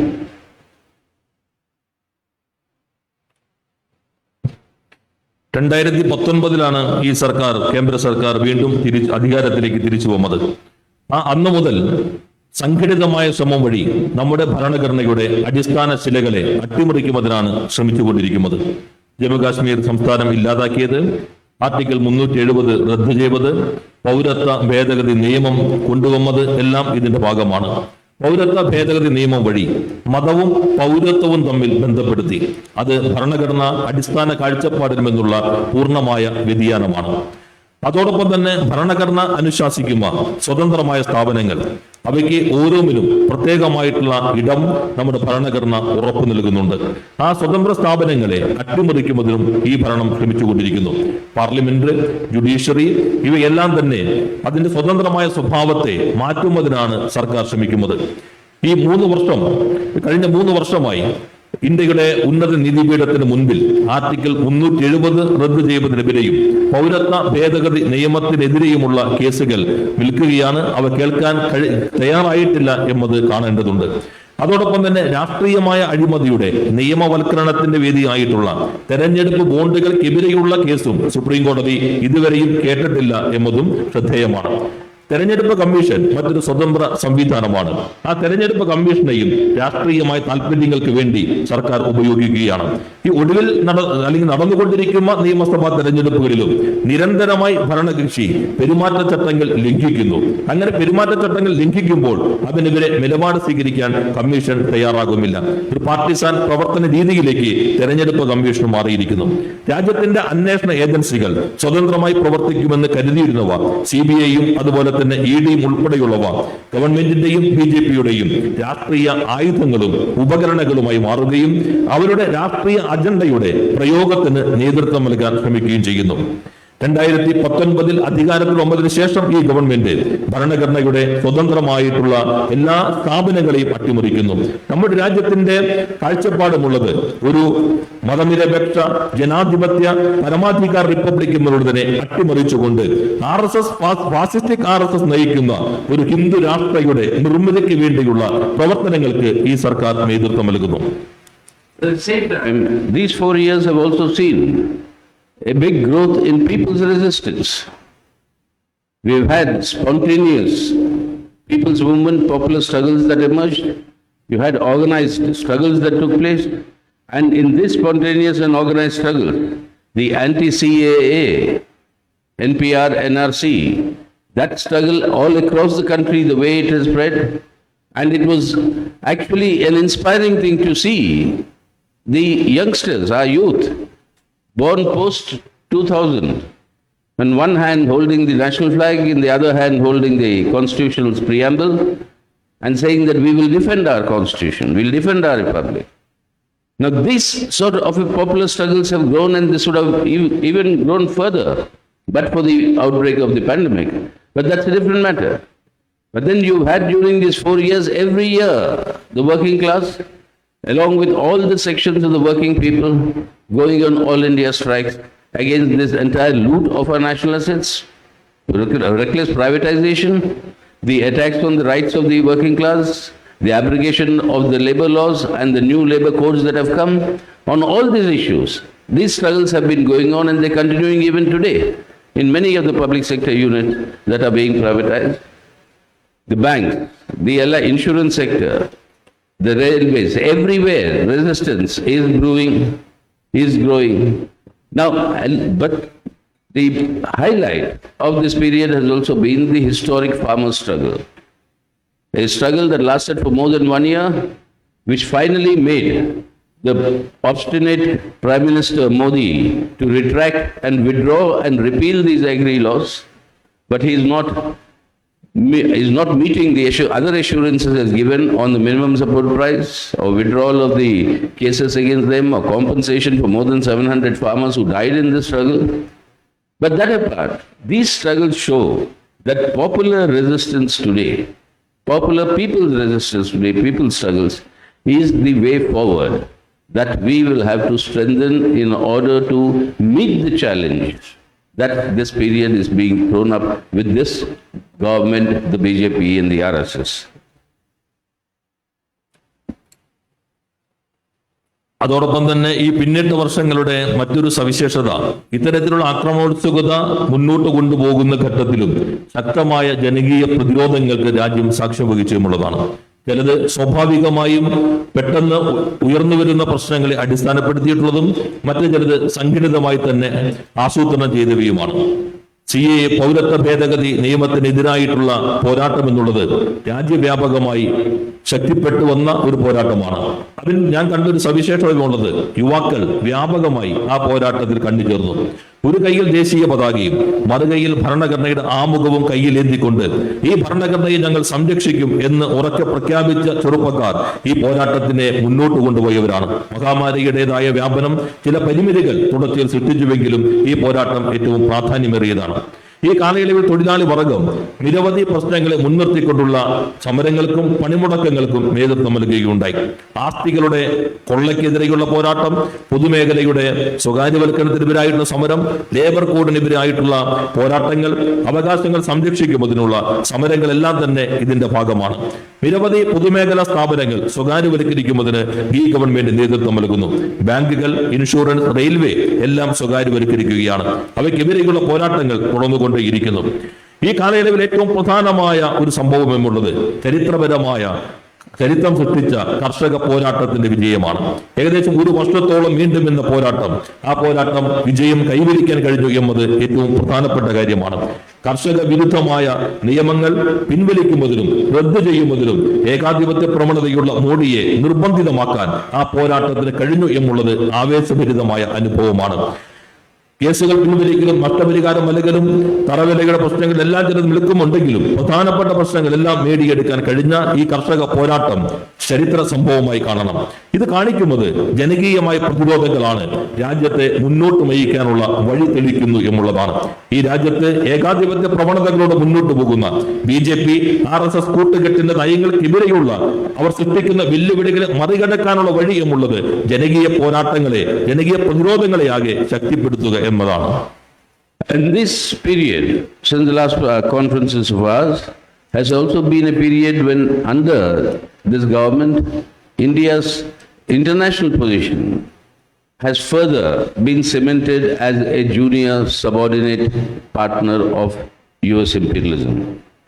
During these 4 years, the strategic and the military tie-ups and agreements between US imperialism and India have not only deepened, but they have widened, and India joining all these imperialist sponsored groupings and therefore taking a partisan position is actually been undermining India's independent foreign policy and its standing in the world. That is why today, in the entire crisis in Afghanistan, India being the largest donor to Afghanistan for its developmental assistance, its role has been virtually sought to be marginalized because we are seen, India is being seen as a surrogate of US imperialism. Now this is happening, all these developments are happening in the background of important international developments as well, along with this national developments that we will have to assess. ഈ സമ്മേളന കാലയളവിൽ സർവ്വദേശീയമായ സ്ഥിതിഗതികൾ പരിശോധിക്കുകയാണെങ്കിൽ American സാമ്രാജ്യത്വത്തിന്റെ ഒരു junior പങ്കാളിയായി നമ്മുടെ രാജ്യത്തെ മാറ്റുന്ന പ്രവണതയെ, പ്രവർത്തനങ്ങളെയും ശക്തിപ്പെടുത്തുകയാണ് മോഡി സർക്കാർ ചെയ്തത്. അമേരിക്കൻ സാമ്രാജ്യത്വത്തിന്റെ ഭാഗമായിട്ടുള്ള നിലപാടുകളാണ് ഈ കാലയളവിൽ സർക്കാർ സ്വീകരിച്ചത്. അമേരിക്കൻ തന്ത്രത്തിന്റെ ഭാഗമായി രൂപീകരിക്കപ്പെടുന്ന സാമ്രാജ്യത്വ കൂട്ടായ്മകളുടെ എല്ലാത്തിന്റെയും ഭാഗമാകാൻ ഇന്ത്യക്ക് ഒരു മടിയും ഉണ്ടായില്ല. അത് രാജ്യം ഉയർത്തിപ്പിടിക്കുന്ന വിദേശ നയത്തിന്റെയും സാർവദേശീയമായി നമ്മുടെ രാജ്യത്തിനുണ്ടായ സവിശേഷമായ സ്ഥാനത്തെയും ദുർബലപ്പെടുത്തി എന്നതാണ് യാഥാർത്ഥ്യം. അഫ്ഗാൻ നിരവധി സംഭവങ്ങളിൽ ഇത് പ്രതിഫലിക്കുന്നുണ്ട്. അഫ്ഗാനിസ്ഥാൻ പ്രശ്നത്തിൽ അവസാനമായി പ്രതികരിക്കുന്ന ഒരു അവസ്ഥയിലേക്ക്, നിലപാട് സ്വീകരിക്കുന്നതിലേക്ക് എത്തുന്ന ഇന്ത്യയുടെ അവസ്ഥയുമുള്ളത് ഇതെല്ലാം പാർശ്വവൽക്കരിക്കപ്പെട്ട രാജ്യത്തിന്റെ അവസ്ഥയുടെ ഒരു പ്രതിഫലനമാണ്. അമേരിക്കൻ സാമ്രാജ്യത്വത്തിന്റെ വിധേയത്വമുള്ള ഒരു സംവിധാനമായി ഇന്ത്യൻ ഭരണ സംവിധാനത്തെ മാറ്റിത്തീർക്കുന്ന പ്രവർത്തനങ്ങൾക്കാണ് ഈ കാലയളവിൽ ദേശീയ തലത്തിൽ ചെയ്യുന്നത് പോലെ തന്നെ സർവ്വദേശീയ തലത്തിലും മോഡി ഗവൺമെന്റ് നേതൃത്വം നൽകിയത്. During this period, the most important development during the last 4 years has actually been the scourge of this pandemic and the manner in which both internationally and domestically in India, the ruling classes have mismanaged, grossly mismanaged. The handling of this pandemic has led to a large number of unnecessary deaths and great miseries on the people, globally as well as in India. And globally, this pandemic is being allowed to produce more new mutants. Because what is the only, hopefully the only, so far known scientific knowledge, is that when everybody is vaccinated in the world, can you protect everybody in the world? If there's somebody who is unsafe, then all of us are unsafe because a new mutant can develop. That is what has been happening. And that is because of the vaccine inequality, the manner in which the capitalist countries, mainly the rich capitalist countries, have hoarded the vaccines, stopped the vaccines from reaching the poorer countries, and refused to remove the patent regime and the royalties that have to be paid to purchase the tariffs. Now, all this put together has created a vaccine inequality, which is leading to the continuation of this pandemic and new variants coming. Hopefully, after this Omicron, they are now saying a newer one has come already. They've named it and some new name has been given, but it's not very virulent. So let us hope that this is on the way out, but we never know. We have to be vigilant. But in India, the way it has been mismanaged, all of us know the details. I'm not going into it. But particularly the Delta variant in the second wave, where you had dead bodies floating on the Ganges. I mean, sort of a thing that's never happened in India since the plague of a century ago, exactly a century ago in 1918-20. 22, at that period, at the period of the Spanish flu in the world. Now, that sort of a situation, this pandemic has resulted in number of deaths in India that have been grossly undercounted. Universal appreciation and assessment is at least 5 to 7 times the deaths in India are being underreported. Well, but the point is the misery for the people have grown tremendously. Shall I continue? And accompanied with the economic recession that's happening globally and India pre-pandemic, it began. Slowdown or leading to a recession, and that has been leading to a high degree of job losses, growth in poverty, growth in hunger, and growth in people's misery. And during this entire period, you had this double whammy attack on the people. The economic slowdown and recession and the pandemic impact, and together the people's suffering has exponentially risen during these last 4 years, both in India as well as globally.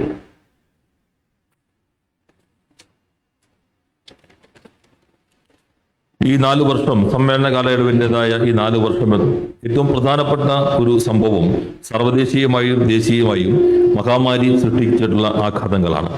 ഈ മഹാമാരിയെ കോവിഡിനെ നേരിടുന്നതിൽ ഭരണവർഗം പരാജയപ്പെട്ടുമുള്ളതാണ്. ഭരണവർഗത്തിന്റെ തെറ്റായ ആസൂത്രണവും സമീപനങ്ങളും മിസ്മാനേജ്മെന്റും അനാവശ്യമായ മരണങ്ങൾ സൃഷ്ടിക്കുകയുണ്ടായി. ആഗോളമായും അത് കാണാൻ കഴിയും, നമ്മുടെ രാജ്യത്തും അത് കാണാൻ കഴിയും. ഇതിന്റെ ഭാഗമായി പുതിയ വകഭേദങ്ങൾ ഈ വൈറസിന് സംഭവിച്ചുകൊണ്ടിരിക്കുന്നു. ശാസ്ത്രീയമായ ധാരണകൾ വെച്ച് പരിശോധിക്കുകയാണെങ്കിൽ എല്ലാവരും വാക്സിനേറ്റ് ചെയ്യപ്പെട്ടാൽ മാത്രമാണ് എല്ലാവരും സുരക്ഷിതരാവുകയുള്ളൂ. ആരെങ്കിലും സുരക്ഷിതരല്ലെങ്കിൽ, ആരെങ്കിലും വാക്സിനേറ്റ് ചെയ്യാൻ അവശേഷിക്കുന്നുണ്ടെങ്കിൽ എല്ലാവരും അപകടത്തിലേക്ക് പോകുമെന്നുള്ളതാണ്. അത് വാക്സിന്റെ അസമത്വം അവസാനിപ്പിക്കേണ്ടതാണ്. വാക്സിന്റെ അസമത്വമാണ് ഇത് വീണ്ടും എടുക്കുന്നതിനും പുതിയ വകഭേദങ്ങളിലേക്ക് വികസിക്കുന്നതിനും ഉള്ള പരിസരമൊരുക്കിയത്. ദരിദ്ര രാഷ്ട്രങ്ങളിലേക്ക് വാക്സിൻ എത്തുന്നതിന് പരിമിതികളുണ്ടായി. രാജ്യങ്ങൾക്കിടയിലും ദരിദ്ര ജനവിഭാഗങ്ങൾക്കിടയിൽ വാക്സിൻ എത്തുമില്ല. ഇതിന് പ്രധാനപ്പെട്ട കാരണം ബൗദ്ധിക സ്വത്തവകാശത്തിനകത്ത് ഇളവുകൾ നൽകി അതിനെ ഇല്ലാതാക്കുന്നതിനും അതോടൊപ്പം തന്നെ റോയൽറ്റി എന്നുള്ള സംവിധാനത്തെ ഈ സവിശേഷ ഘട്ടത്തിൽ മാറ്റുന്നതിനും വികസിത രാജ്യങ്ങൾ തയ്യാറായിട്ടില്ല എന്നുള്ളതാണ്. അപ്പോൾ വാക്സിന്റെ ഈ അസമത്വമാണ് മഹാമാരിയെ വ്യാപിപ്പിച്ച ഏറ്റവും പ്രധാനപ്പെട്ട ഒരു ഘടകം എന്നുള്ളത്. ഒമിക്രോണിന് ശേഷം വരുന്ന വ്യതിയാനങ്ങൾ അത്രയും ഗൗരവമുള്ളതല്ല എന്നുള്ള വാർത്തകളാണ് ഇപ്പോൾ വന്നുകൊണ്ടിരിക്കുന്നത്. ഇത് നീണ്ടു നിൽക്കുന്നതിലും ഇത്തരം മരണങ്ങളിലും ഈ സമീപനം പ്രധാനപ്പെട്ട സംഭാവന നൽകിയിട്ടുണ്ട്. ഇന്ത്യയിലും ഈ തെറ്റായ മാനേജ്മെന്റിന്റെ ഭാഗമായി മരണം വ്യാപിച്ചുമുള്ളതിന്റെ എല്ലാ ഭാഗവും ഞാൻ വിശദീകരിക്കുമില്ല. അത് പൊതു സമൂഹത്തിന്റെ മുൻപിലുള്ള വസ്തുതകളാണ്. ഡെൽറ്റ വകഭേദത്തിന്റെ സന്ദർഭത്തിൽ വ്യാപകമായ മരണങ്ങൾ മറച്ചുവെക്കുന്നതിനാണ് കേന്ദ്ര സർക്കാരും സംസ്ഥാന സർക്കാരും ശ്രമിച്ചത്. പ്ലേഗിന്റെയും സ്പാനിഷ് ഫ്ലൂവിന്റെയും കാലഘട്ടത്തിലുള്ളതിനേക്കാളും ഏറെ മരണങ്ങളിലേക്ക് ഈ ആധുനിക കാലഘട്ടത്തിൽ ഈ മഹാമാരി എത്തിയതിൽ നമ്മുടെ രാജ്യത്തെ ഭരണ സംവിധാനത്തിന്റെ പിടിപ്പുകേടിന്റെ ഭാഗമായി കൊണ്ടാണ്. അത്തരം മരണങ്ങൾ റിപ്പോർട്ട് ചെയ്യാനും സർക്കാരുകൾ തയ്യാറാകുമില്ല. റിപ്പോർട്ട് ചെയ്യുന്നതിന്റെ 5-7 മടങ്ങിലധികം മരണങ്ങൾ യഥാർത്ഥത്തിൽ ഇന്ത്യയിൽ സംഭവിച്ചിട്ടുണ്ട് എന്നാണ് കണക്കാക്കുന്നത്. ഒരു വശത്ത് ഇത്തരം ദുരിതങ്ങൾ വർദ്ധിച്ചുകൊണ്ടിരിക്കുമ്പോൾ മറുവശത്ത് സർക്കാരുകളുടെ ആക്രമണോത്സുകമായ പ്രവർത്തനങ്ങളും ശക്തിപ്പെടുന്നു. വലിയ സാമ്പത്തിക പ്രതിസന്ധിക്കാണ് ഈ കാലയളവ് സാക്ഷ്യം വഹിച്ചത്. വ്യാപകമായ തൊഴിൽ നഷ്ടങ്ങളുണ്ടായി. ദാരിദ്ര്യം പടർന്നു പിടിച്ചു. പട്ടിണി ഏറ്റവും സർവ്വവ്യാപിയായി മാറുന്ന അവസ്ഥ ലോകത്തും രാജ്യത്തും ഉണ്ടായി. ജനങ്ങൾ കൂടുതൽ ദുരിതങ്ങളിലേക്ക് പോകുന്നു. ജനങ്ങൾ 2 തരത്തിലുള്ള ആക്രമണങ്ങളെ നേരിടാൻ നിർബന്ധിതമായി. ഒരു വശത്ത് സാമ്പത്തിക പ്രതിസന്ധിയുടെ ഭാഗമായുള്ള ആഘാതങ്ങളും മറുവശത്ത് മഹാമാരി സൃഷ്ടിച്ചിട്ടുള്ള പ്രതിസന്ധിയും ഒരേ സമയം നേരിടുന്നതിന് വേണ്ടി ജനത നിർബന്ധിതമായി എന്നതാണ് യാഥാർത്ഥ്യം. That's why, and this economic crisis that is actually continuing, and it will worsen both in India and globally. The neoliberalism and its prescriptions really have no solution to it. Bankruptcy of neoliberalism has already been established. In fact, what it suggests only exacerbates the crisis further, and since 2008 till today, 2022, the global economy has not been able to overcome the crisis that was set in motion with the global financial meltdown of 2008. But yet, during this pandemic period, with this economic recession, the economic inequalities continues to rise abnormally. Neoliberalism, though it is bankrupt in providing a solution to this capitalist crisis, through its prescriptions is actually ensuring that its objective of maximization of profits continues to develop. And that was designed through the stimulus packages that were announced by the advanced capitalist countries and by almost all countries, including the sort of stimulus package that was being announced in India by this government. Now, these stimulus packages of huge dimensions, 2.9 billion or trillion, 1.9 trillion by the USA and 2.1 trillion by the EU, and these sort of huge money, how is it being raised? It is being raised through government issuing bonds that are sold in the stock markets, and the stock markets therefore are getting inflated. And the inflation of the stock market, when comrades ask, if there's such a big crisis in the economy, why is the Sensex rising? Why are the stocks rising? They are rising because the government is pumping in all this money through the government bonds in the name of stimulus packages through the stock markets. And this is inflating the stock markets, and that inflation of the stock market means the wealthy and the rich make more money and the economic inequalities widen. And that is exactly the process that is happening globally. You see the global, you see the global inequalities. About 7 people, or more, the actual figure, it'll keep changing. The people who are dying out of hunger, and in the same few minutes, the amount of billions of dollars that the rich in the world are accumulating. In India alone, Today, the top 10 people, just 10 people, 10 top people in India control 57% of India's wealth. And the bottom 50% have only 13% of India's wealth. That is the degree of inequality. So the neoliberalism may be bankrupt in providing a solution, but with a vengeance, it is actually extracting its objective of maximizing profits, deepening exploitation of the people, and intensification of this exploitation is leading to growth in poverty, hunger, unemployment, all across the world and particularly in India. In India alone, these figures are all there in our draft political resolution of Party Congress. I'm not repeating it, but international agencies today say that India today has a serious level, is a country with a serious level of hunger. India today is the country with the highest growth in unemployment. India today contributes 60% of the growth of global poverty. That is 60% of the people who have been pushed into poverty belong to India. So this is the state of and on top of this come your price rises, the manner in which this government is dealing with it. So the life of our people is being, more and more miseries are being mounted on our people, not only due to pandemic mishandling, but also due to this deepening economic crisis globally and in the country.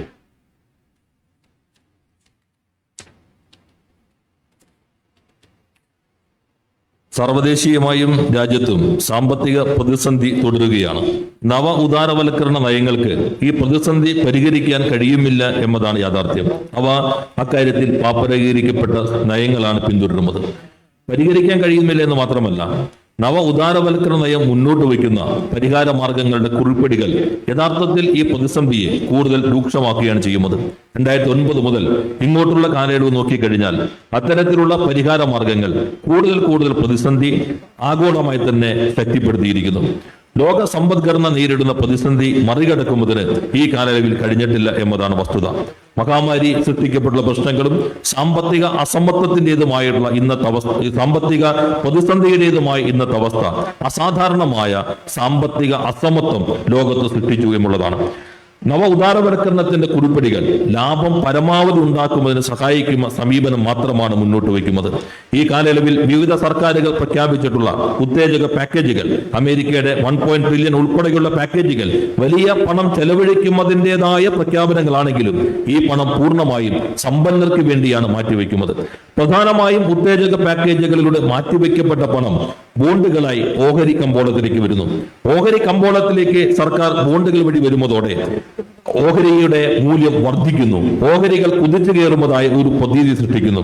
ആ പ്രതീതി സൃഷ്ടിക്കുന്നത് യഥാർത്ഥത്തിൽ സർക്കാർ അവിടെ പണം ഇറക്കുന്നതിന്റെ ഭാഗമായി കൊണ്ടാണ്. ഇത് സമ്പന്നർക്ക് കൂടുതൽ അവരുടെ സമ്പത്ത് വർദ്ധിപ്പിക്കുന്നതിന് സഹായകരമാവുകയും മറുവശത്ത് അസമത്വത്തിന്റെ അതിതീവ്രമായ വ്യാപനത്തിന് വഴിയൊരുക്കുകയും ചെയ്യുന്നു. അസമത്വം അസാധാരണമായ രൂപത്തിൽ ലോകത്തെല്ലാ രാജ്യങ്ങളിലും ശക്തിപ്പെടുന്നു. ഒരു വശത്ത് സമ്പന്നരുടെ സമ്പത്തിൽ ബില്യൺ കണക്കിന് കുന്നുകൂടൽ നടക്കുമ്പോൾ മറുവശത്ത് ദാരിദ്ര്യത്തിലേക്ക് വീഴുന്ന ജനങ്ങളുടെ എണ്ണവും വർദ്ധിച്ചുകൊണ്ടിരിക്കുന്നു. ഇന്ത്യയുടെ സ്ഥിതിയും വ്യത്യസ്തമല്ല. നമ്മുടെ രാജ്യത്തെ ഏറ്റവും സമ്പന്നരായ 10 പേരാണ് ഇന്ത്യയുടെ സമ്പത്തിന്റെ 57% കൈയടക്കി വെച്ചിട്ടുള്ളത്. രാജ്യത്തിന്റെ ജനസംഖ്യയുടെ 50% കയ്യിലുള്ളത് രാജ്യസമ്പത്തിന്റെ കേവലം 13% മാത്രമാണ്. അസമത്വത്തിന്റെ അതിതീവ്രമായ വ്യാപനം പാപ്പരീകരണം ശക്തിപ്പെടുത്തുമ്പോൾ അതിനുള്ള പരിഹാര മാർഗങ്ങളൊന്നും മുന്നോട്ട് വയ്ക്കാൻ ഈ നയത്തിന് കഴിയില്ല എന്നുള്ളത് നയത്തിന്റെ നവ ഉദാരവൽക്കരണത്തിന്റെ പരാജയത്തെ കുറെ കൂടി വ്യക്തമാക്കുന്നു. ചൂഷണം ശക്തിപ്പെടുത്തുന്നതിന് സഹായകരമാകുന്ന പരിഹാര മാർഗങ്ങൾ ദാരിദ്ര്യം വർദ്ധിപ്പിക്കുന്നു, തൊഴിലില്ലായ്മ വർദ്ധിപ്പിക്കുന്നു. ഇന്ത്യയിലും ഇത് ഗൗരവമായ സാഹചര്യമാണ് സൃഷ്ടിച്ചിട്ടുള്ളത്. അതിന്റെ വിശദാംശങ്ങൾ കരട് രാഷ്ട്രീയ പ്രമേയത്തിനകത്ത് വിശദാംശങ്ങൾ വ്യക്തമാക്കുന്നുണ്ട്. പക്ഷെ ചില കാര്യങ്ങൾ ഞാൻ സൂചിപ്പിക്കാം. ദാരിദ്ര്യത്തിന്റെ സ്ഥിതി എടുത്തു കഴിഞ്ഞാൽ അന്തർദേശീയമായിട്ട് റിപ്പോർട്ടുകൾ പറയുന്നത് ഇന്ത്യ നേരിടുന്നത് ഗൗരവമായ സ്ഥിതി എന്നുള്ളതാണ്. ആദ്യമായിട്ടാണ് ഇങ്ങനെ ഒരു പരാമർശം ദാരിദ്ര്യത്തെ സംബന്ധിച്ച് നമ്മുടെ രാജ്യത്ത് ഉണ്ടാകുന്നത്. അതോടൊപ്പം തന്നെ തൊഴിലില്ലായ്മ ഏറ്റവും ഉയർന്ന നിലയിലേക്ക് എത്തുന്നു. ദാരിദ്ര്യത്തിന്റെ വളർച്ചാ നിരക്കിന്റെ 60% സംഭാവന ചെയ്ത രാജ്യമായി ഇന്ത്യ മാറിയിരിക്കുന്നു എന്നുള്ളത് ഏറെ ഗൗരവമായ സാഹചര്യമാണ്. സർക്കാർ സമീപനങ്ങളാണ് ഇത് രൂക്ഷമാക്കിക്കൊണ്ടിരിക്കുന്നത്. ജനജീവിതം കൂടുതൽ ദുരിതപൂർണമായി കൊണ്ടിരിക്കുന്നു. ഈ നയങ്ങൾ ഇതിനെ കുറെ കൂടി ശക്തിപ്പെടുത്തുകയും ലാഭത്തെ വർദ്ധിപ്പിക്കുകയും മാത്രമാണ് ചെയ്യുന്നത്. That's why, instead of addressing these issues of people's concern, what is the main today focus of US imperialism and in the world and in the international relations? That how to strengthen US imperialist hegemony further in the post-COVID world.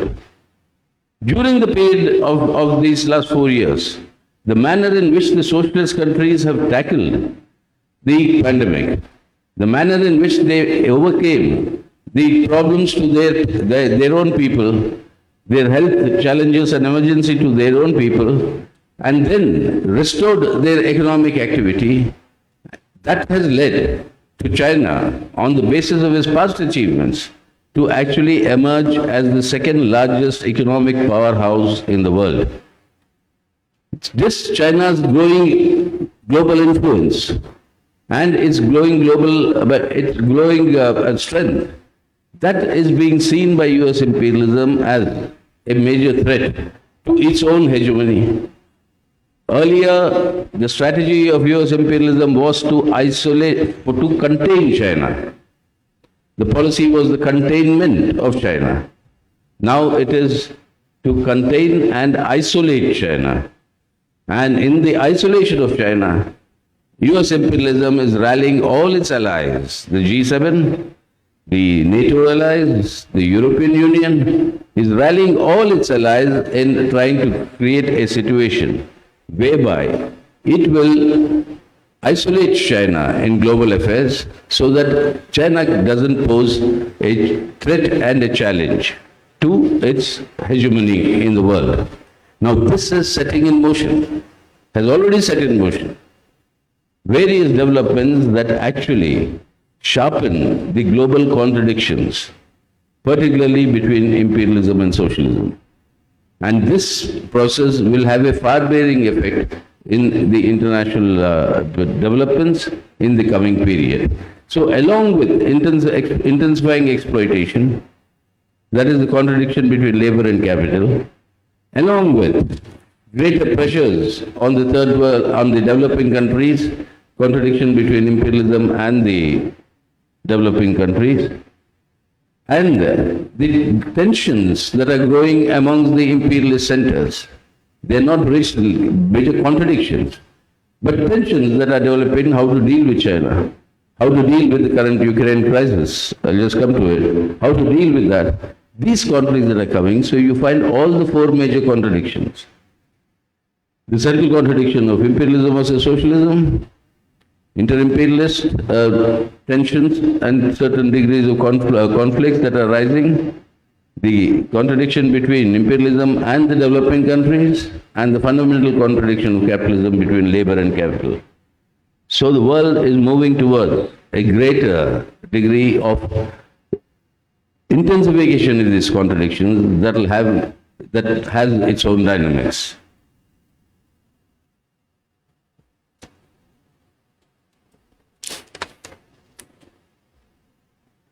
ഈ കാലയളവിൽ നേരത്തെ സൂചിപ്പിച്ചതുപോലെ അന്താരാഷ്ട്ര ബന്ധങ്ങൾ American സാമ്രാജ്യത്വ ആധിപത്യത്തെ ശക്തിപ്പെടുത്തുന്നതിനുള്ള ശ്രമങ്ങളുടേത് കൂടിയാണ്. മഹാമാരിയെ നേരിട്ട രീതിയിലും സാമ്പത്തിക സ്ഥിതിഗതികളിലും അത് പ്രതിഫലിക്കുന്നുണ്ട്. ഈ സാഹചര്യത്തിൽ ചൈന എടുത്ത സമീപനങ്ങൾ അവരുടെ ജനങ്ങളുടെ ഈ മഹാമാരിയിൽ സഹായിക്കുന്നതിലും സമ്പദ്ഘടനയെ മുന്നോട്ട് കൊണ്ടുപോകുന്നതിലും അവർ സ്വീകരിച്ച സമീപനങ്ങൾ ശ്രദ്ധേയമാണ്. ചൈന ലോകത്തെ രണ്ടാമത്തെ സാമ്പത്തിക ശക്തിയായി മുന്നേറിക്കൊണ്ടിരിക്കുന്നു. അന്താരാഷ്ട്ര സ്വാധീനം ശക്തിപ്പെടുന്നു. അതിന്റെ ഭാഗമായി തന്നെ അന്താരാഷ്ട്ര തലത്തിലുള്ള ചൈനയുടെ ശക്തിയും വർദ്ധിക്കുന്നുണ്ട്. ഇത് അമേരിക്കയുടെ അധീശത്വത്തിന് വെല്ലുവിളി സൃഷ്ടിക്കുന്നു എന്ന് അമേരിക്ക ഭയപ്പെടുന്നു. ഇത്തരം വെല്ലുവിളി പ്രാധാന്യമുള്ള ഒരു വെല്ലുവിളിയായി അമേരിക്കൻ സാമ്രാജ്യം കാണുന്നു.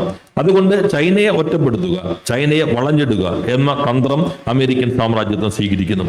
ഈ തന്ത്രം നടപ്പിലാക്കുന്ന പ്രക്രിയയിൽ തങ്ങളുടെ എല്ലാ സഖ്യശക്തികളെയും G7, നാറ്റോ, യൂറോപ്യൻ യൂണിയൻ ഇവയെല്ലാം തന്നെ അണിനിരത്താനാണ് അമേരിക്ക ശ്രമിക്കുന്നത്. ഈ സാഹചര്യം വഴി ഒറ്റപ്പെട്ട ചൈനയെ സൃഷ്ടിക്കാം എന്നവർ കരുതുന്നു. അതുവഴി തങ്ങളുടെ അധീശത്വത്തിന് മേലെയുള്ള വെല്ലുവിളിയെയും ഭീഷണിയെയും ഇല്ലാതാക്കാൻ കഴിയുമെന്നും അമേരിക്ക കരുതുന്നു. ഈ സംഭവ വികാസം എന്നുള്ളത് ഇനിയുള്ള നാടുകളിലെ ലോക രാഷ്ട്രീയത്തെ സ്വാധീനിക്കുന്ന പ്രധാനപ്പെട്ട ഒരു ഘടകമായി മാറുമെന്നാണ് കരുതുന്നത്.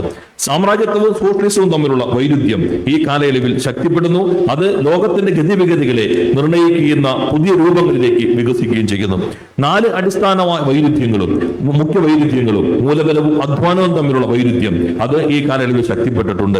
സാമ്രാജ്യത്വവും 3 ലോക രാജ്യങ്ങളും തമ്മിലുള്ള വൈരുദ്ധ്യവും വിവിധ തലങ്ങളിൽ ഈ കാലയളവിൽ ശക്തിപ്പെട്ടത് നമുക്ക് കാണാൻ കഴിയും. സാമ്രാജ്യത്വ രാജ്യങ്ങൾ തമ്മിലുള്ള വൈരുദ്ധ്യം, ആ വൈരുദ്ധ്യവും ഈ കാലഘട്ടത്തിൽ ശക്തിപ്പെട്ടിട്ടുണ്ട്. ചൈനയുടെ ഒറ്റപ്പെടുത്തുന്ന അവരുടെ തന്ത്രത്തെ പ്രയോഗിക്കുന്നതിൽ വ്യത്യസ്ത അഭിപ്രായങ്ങൾ രാജ്യങ്ങൾ പ്രകടിപ്പിക്കുന്നത് ശ്രദ്ധേയമാണ്. ഇപ്പോൾ നിലവിലുള്ള ഉക്രൈൻ പ്രതിസന്ധി, ഞാൻ ഒരു വിശദാംശങ്ങളിലേക്ക് പുറകെ വരാം. ആ പ്രതിസന്ധിയെ നേരിടുന്ന കാര്യത്തിലും സാമ്രാജ്യത്വ രാജ്യങ്ങൾ തമ്മിൽ വ്യത്യസ്തമായ സമീപനങ്ങളുണ്ട്. ഇത് കാണിക്കുന്നത് 4 കേന്ദ്ര വൈരുദ്ധ്യങ്ങൾ, 4 മുഖ്യ വൈരുദ്ധ്യങ്ങളിൽ കേന്ദ്ര വൈരുദ്ധ്യമായി നിൽക്കുന്ന സാമ്രാജ്യത്വവും സോഷ്യലിസവും തന്നെയാണ്. മറ്റ് മുഖ്യ വൈരുദ്ധ്യങ്ങൾ നേരത്തെ സൂചിപ്പിച്ചതുപോലെ സാമ്രാജ്യത്വവും 3 ലോക രാജ്യങ്ങളും തമ്മിലുള്ളതും അടിസ്ഥാന വൈരുദ്ധ്യമായ മൂലധനവും അധ്വാനവും തമ്മിലുള്ള വൈരുദ്ധ്യവും ശക്തിപ്പെടുന്നു. ഈ ശക്തിപ്പെടൽ ഓരോ വൈരുദ്ധ്യങ്ങളുടെ കാര്യത്തിലും വ്യത്യസ്ത മാനങ്ങളിൽ സംഭവിക്കുന്നു എന്നതാണ് യാഥാർത്ഥ്യം. That's why this drive for strengthening its hegemony by US imperialism is mounting its aggressiveness all across the world. Interventions in Latin America, the intensification of economic blockade of socialist Cuba, declaring Cuba and DPRK, North Korea, as states sponsoring terrorism, and the interventions that are continuing in the Middle East, Central Asia, in various countries. I mean, all these continue, but at the same time, what is happening in Ukraine also must be seen as a part of this whole effort by US imperialism. Yes, a Russian invasion is not the answer to this, and that must immediately end. But then why did the situation reach up to this stage? That has to be resolved as well. So right now, the talks are going on. UN General Assembly is involved. So let us see. And we hope that immediately these hostilities or this war ends, and a proper agreement is adhered to. An agreement which imperialism negated from the day when the Soviet Union disintegrated. At that time, the promise given to Gorbachev, of all people, was that there will be no eastward expansion of NATO. But then, since then, USA has today admitted everybody except Ukraine. I don't know if any other smaller country is left behind, but all major countries except Ukraine are members of the NATO. 175,000 NATO troops are today on Russia's borders. And their missile systems, everything ready. They'll reach Moscow in 50 minutes, so Russia claims. Reach Leningrad in 5 minutes, so Russia claims. So these are set of security perception that Russia feels. So this is something that has been built up. And also in Russia, with the with the Putin administration, which has gone back to Russian chauvinism, arguing that Ukraine was always part of Russia. It was only the Bolsheviks who gave Ukraine an independent status. He calls it that was Lenin's mistake of giving them independent status, otherwise Ukraine is part of Russia. And with that Russian chauvinism, that nationalistic chauvinism, Putin is proceeding. But these are problems that have a very, very dangerous consequences. All these are nuclear powers. Belarusia now yesterday said that it is reactivating its nuclear installations, that they are supporting Putin and Russia. Now, if this whole thing plays up, I mean, the way it will go, that will be, it's already in a very, very uncertain terrain. Because all these developments have their own unintended consequences. And therefore, it is a dangerous situation that has to be de-escalated. So what we are saying is, this has to stop now immediately, ceasefire, but all the agreements that were made, all the assurances that US imperialism had made in the past and the NATO, they have to be implemented. And no country's security can be strengthened by posing threats of security to another country. That is a laid down international principle that must be adhered to. With us, our people stranded there. Now a big photo op session is going on for the last 3 days. Yesterday was the Prime Minister's own photo op when he conducted this. I think India has a track record. You leave a foreign office and the foreign officers and the Ministry of External Affairs and the Home Affairs. India has evacuated more than 1 lakh of people during the Gulf War, evacuated more than 1 lakh of people during the Libyan crisis, but there were no photographs of people coming back with Indian flags and thank you Modi postcards those days. I mean, this is part of the job that the government has to do. Instead of that, now this, and now if you ask them, they say what to do. We have sold away Air India, so we don't have planes to bring back people. You have the right to commander aircraft from any airline in a state of national emergency. Do that. Now let us see what's happening, but they're watching up this entire thing. But the lives of these Indians there, particularly are students, that will have, they'll have to be saved, and the government must pay the required attention and actually get their act together.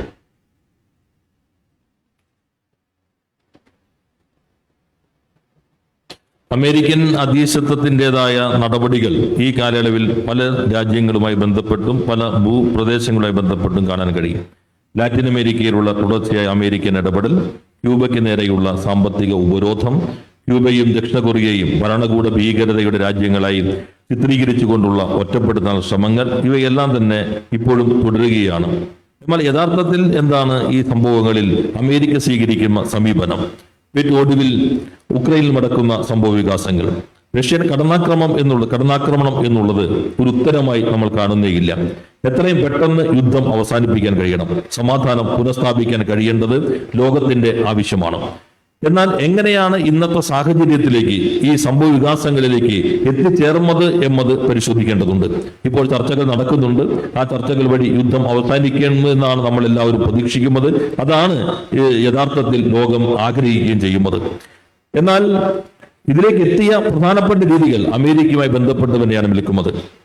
Soviet യൂണിയന്റെ തകർച്ചയുടെ ഘട്ടം മുതൽ America ഈ സമീപനം സ്വീകരിച്ചിട്ടുണ്ട്. Soviet union തകരുന്ന ഘട്ടത്തിൽ, ഗോർബച്ചേവിന്റെ കാലഘട്ടത്തിൽ തന്നെ അമേരിക്ക ഒരു ഉറപ്പ് നൽകിയിരുന്നു. ആ ഉറപ്പുമുള്ളത് നാറ്റോ കിഴക്കൻ മേഖലയിലേക്ക് വ്യാപിപ്പിക്കില്ല എന്നുള്ളതാണ്. എന്നാൽ അത് പൂർണ്ണമായും ഈ കാലം ലംഘിച്ചു. ഉക്രൈൻ ഒഴികെയുള്ള, ഉക്രൈൻ വളരെ ചെറിയ രാജ്യമാണ്, മറ്റെല്ലാ മേഖലയിലേക്കും അമേരിക്ക നാറ്റോ സൈന്യത്തെ വിന്യസിച്ചു. 1,75,000 ട്രൂപ്പുകൾ ഇപ്പോൾ റഷ്യയുടെ ചുറ്റുവട്ടത്തുമായി നാറ്റോ വിന്യസിച്ചു കഴിഞ്ഞിട്ടുണ്ട്. 5 മിനിറ്റ് കൊണ്ട് ലെനിൻഗ്രാഡിലേക്ക് മിസൈൽ എത്തിക്കാൻ കഴിയാവുന്ന രൂപത്തിലുള്ള ക്രമീകരണങ്ങൾ അമേരിക്ക ഈ സംവിധാനം വഴി ഏർപ്പെടുത്തി കഴിഞ്ഞിട്ടുണ്ട്. ഇത് ഒരു വശമാണ്. രണ്ടാമത്തെ വശം, പുടിന്റെ നേതൃത്വത്തിൽ റഷ്യ സങ്കുചിതമായ ദേശീയവാദത്തെ ശക്തിപ്പെടുത്തി. ഉക്രൈൻ എല്ലാ കാലത്തും റഷ്യയുടെ ഭാഗമായിരുന്നുവെന്നും ലെനിൻ ചെയ്ത ഒരു തെറ്റാണ് ഉക്രൈന് ആ കാലയളവിൽ സ്വയംഭരണം നൽകിയത്, അല്ലെങ്കിൽ റഷ്യയുടെ ഭാഗമായി തന്നെ നിൽക്കേണ്ടതായിരുന്നു എന്ന സങ്കുചിതമായ ദേശീയവാദം ഈ കാലയളവിൽ ശക്തിപ്പെടുത്തിയിട്ടുണ്ട് എന്നതും കാണണം. ഇത് രണ്ടും കൂടി ചേരുമ്പോൾ അങ്ങേയറ്റം അപകടകരമായ പ്രത്യാഘാതങ്ങളിലേക്കും അനിശ്ചിതത്വത്തിലേക്കും ലോകത്തെ എത്തിച്ചിട്ടുണ്ട്. ആണവശക്തിയാണ് ഈ മേഖലയാകെ. ബെലാറൂസിൽ തന്നെ നിരാണവീകരണം നടത്തിയിട്ടാണ് ഒരു നിലപാട് സ്വീകരിച്ചിട്ടുള്ളത്. അവർ റഷ്യക്കൊപ്പം നിൽക്കുകയും ചെയ്യുന്നുണ്ട്. ലോക സമാധാനത്തിന് തന്നെ അനിശ്ചിതത്വം സൃഷ്ടിക്കുന്ന സംഭവ വികാസങ്ങളിലേക്ക് ഇത് നയിക്കുന്നുണ്ട്. അപ്രതീക്ഷിതമായ പ്രത്യാഘാതങ്ങൾ സൃഷ്ടിക്കുന്നു. അപകടകരമായ അവസ്ഥ ലോകത്തെത്തിക്കാനുള്ള ഈ നീക്കം അടിയന്തരമായി അവസാനിപ്പിക്കേണ്ടതുണ്ട്. അതിന് അമേരിക്ക നാറ്റോ വ്യാപിപ്പിക്കില്ല എന്ന ഉറപ്പ് പൂർണ്ണമായും പാലിക്കണം. യുദ്ധം അവസാനിപ്പിക്കുന്നതിനാവശ്യമായ നടപടികൾ അടിയന്തരമായി തന്നെ സ്വീകരിക്കേണ്ടതുണ്ട്. ഒരു രാജ്യത്തെ സ്വീകരിക്കുന്ന സമീപനങ്ങൾ മറ്റൊരു രാജ്യത്തിന്റെ സുരക്ഷിതത്വത്തെ ബാധിക്കരുത് എന്ന അന്താരാഷ്ട്ര നിയമത്തിന്റെ അടിസ്ഥാന തത്വം എല്ലാവരും പാലിക്കേണ്ടതുണ്ട്. അതുവഴി ഈ പ്രശ്നത്തിന് പരിഹാരം കാണാൻ കഴിയണം എന്നതാണ് നിലപാട്. ഇന്ത്യയുടെ സമീപനം നോക്കുകയാണെങ്കിൽ ഗൗരവമായി ഈ പ്രശ്നത്തെ നേരിടാൻ സർക്കാർ ശ്രമിക്കുന്നുണ്ടോ? നിരവധി ആളുകൾ വരുമ്പോൾ ഫോട്ടോ സെഷനുകൾ നടക്കുന്നുണ്ട്. മോദിക്ക് നന്ദി പറയുന്ന കാർഡുകൾ പുറത്തിറങ്ങുന്നുണ്ട്. നമുക്ക് ഇത്തരം കാര്യങ്ങളിലുള്ള അനുഭവമുണ്ട്. ഗൾഫ് യുദ്ധത്തിന്റെ ഘട്ടത്തിൽ ലക്ഷത്തിലധികം വരുന്ന ആളുകളെയാണ് അവിടെ നിന്ന് ഒഴിപ്പിച്ചു കൊണ്ടുവരാൻ അന്ന് രാജ്യത്തെ ഗവൺമെന്റിന് കഴിഞ്ഞു എന്നത് യാഥാർത്ഥ്യമാണ്. അത്തരം സമീപനങ്ങൾ സ്വീകരിക്കാനുള്ള അനുഭവ സമ്പത്ത് ഇന്ത്യയുടെ വിദേശകാര്യ വകുപ്പിനുണ്ട്, നമ്മുടെ സംവിധാനങ്ങൾക്കുണ്ട്. ആ സംവിധാനങ്ങൾ ഉപയോഗപ്പെടുത്താൻ തയ്യാറാകുമില്ല. ഇത്തരത്തിലുള്ള ഒഴിപ്പിക്കലുകൾക്ക് ആവശ്യമായ ഒരു സംവിധാനം ഇന്ന് നമ്മുടെ രാജ്യത്തില്ല. എയർ ഇന്ത്യ ദേശീയ കാരിയർ ആയിരുന്നു, ഇന്ന് അത് സ്വകാര്യവൽക്കരിച്ചു.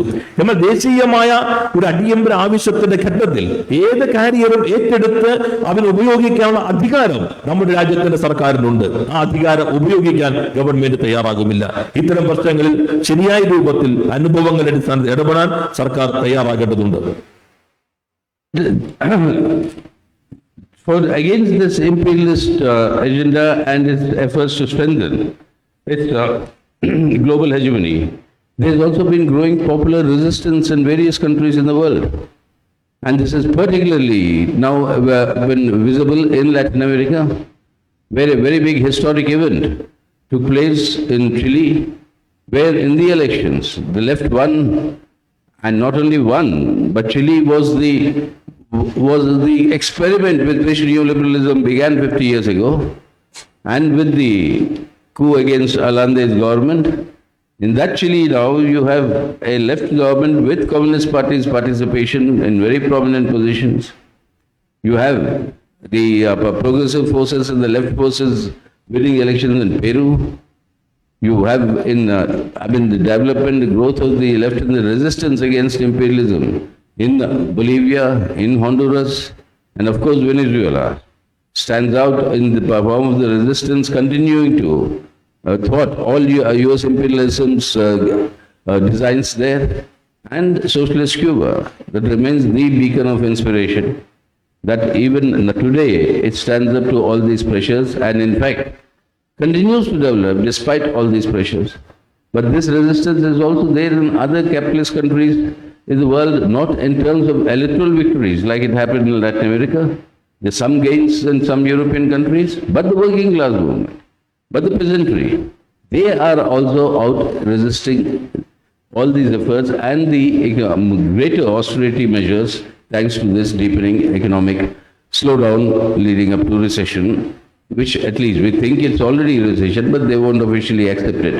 But in that sense, in this growing resistance is there. That has to be strengthened further, and our party, whatever we can contribute, we'll have to do that to strengthen it.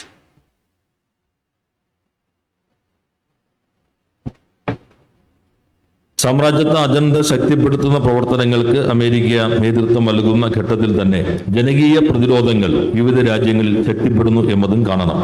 Latin അമേരിക്കയിൽ അതിന് നിരവധി ഉദാഹരണങ്ങളുണ്ട്. ചരിത്ര പ്രാധാന്യമേറിയ ഒരു തിരിച്ചുവരവാണ് ചിലിയിലെ തെരഞ്ഞെടുപ്പിൽ ഇടതുപക്ഷത്തിനുണ്ടായത്. ചിലിക്കുള്ള പ്രത്യേകത നവ ഉദാരവൽക്കരണ നയങ്ങളുടെ പരീക്ഷണശാലയായി 3 ദശകങ്ങൾക്ക് മുൻപ് അമേരിക്ക കണ്ടിരുന്നത് ചിലിയെയാണ്. അതോടൊപ്പം തന്നെ അവിടുത്തെ അലന്റെ അട്ടിമറിച്ചതിന് ശേഷമുള്ള ആധിപത്യ പ്രവർത്തനങ്ങളായിരുന്നു വലതുപക്ഷം മുന്നോട്ട് കൊണ്ടുപോയിരുന്നത്. അങ്ങനെയുള്ള ഒരു രാജ്യത്ത് വലിയ ഭൂരിപക്ഷത്തോടുകൂടി വിജയിക്കാൻ കഴിഞ്ഞു എന്നത് ചരിത്ര സംഭവമായി തന്നെ കാണേണ്ടതുണ്ട്. പെറു, ബൊളീവിയ, ഹോണ്ടുറാസ്, വെനിസുല ഈ രാജ്യങ്ങളിലെല്ലാം തന്നെ അമേരിക്കൻ ആധിപത്യത്തിനെതിരെയുള്ള പ്രതിരോധങ്ങൾ ശക്തിപ്പെട്ടുകൊണ്ടേയിരിക്കുന്നു. അമേരിക്ക ക്യൂബയെ ദുർബലപ്പെടുത്താൻ ശ്രമിക്കുന്നു. ക്യൂബ അതിനെ മറികടക്കാൻ ഇച്ഛാശക്തിയോടുകൂടി പൊരുതുകയാണ് ചെയ്യുന്നത്.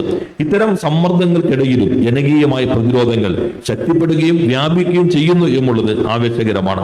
യൂറോപ്യൻ രാജ്യങ്ങളിലും ഇത്തരത്തിലുള്ള മുന്നേറ്റങ്ങൾ നമുക്ക് കാണാൻ കഴിയും. ചെലവ് ചുരുക്കൽ നടപടികളിലൂടെ തൊഴിലാളികൾക്കും ജനങ്ങൾക്കും മേൽ കൂടുതൽ ആഘാതം അവിടുത്തെ ഭരണകൂടങ്ങൾ അടിച്ചേൽപ്പിക്കാൻ ശ്രമിക്കുന്നത്. അതിനെതിരെയുള്ള തൊഴിലാളി കർഷക മുന്നേറ്റങ്ങൾ ഈ രാജ്യങ്ങൾ നടക്കുന്നുണ്ട്. ഈ പ്രതിരോധങ്ങൾ ശക്തിപ്പെടുത്തി മുന്നോട്ട് കൊണ്ടുപോവുക എന്നതാണ് ഈ കാലഘട്ടത്തിന്റെ കടമ. ആ പ്രതിരോധങ്ങളോട് ഐക്യപ്പെടുകയാണ് CPIM ചെയ്യുന്നത്. Likewise in India also, like US imperialism is there, going ahead with its agenda, imposing greater burdens on the people, and people are fighting in India with all the burdens that this government has been imposing, what we discussed earlier. Instead of addressing the problems of the people and providing relief to that, the major and the only focus of the BJP government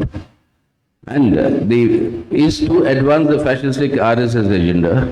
And even during this election campaign, all that we see is campaigns to sharpen communal polarization.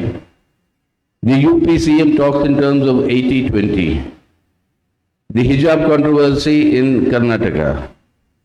The Prime Minister, with all the idiotism in every speech of his, linking it up with sharpening of, with issues that sharpen the communal polarization agenda in the country.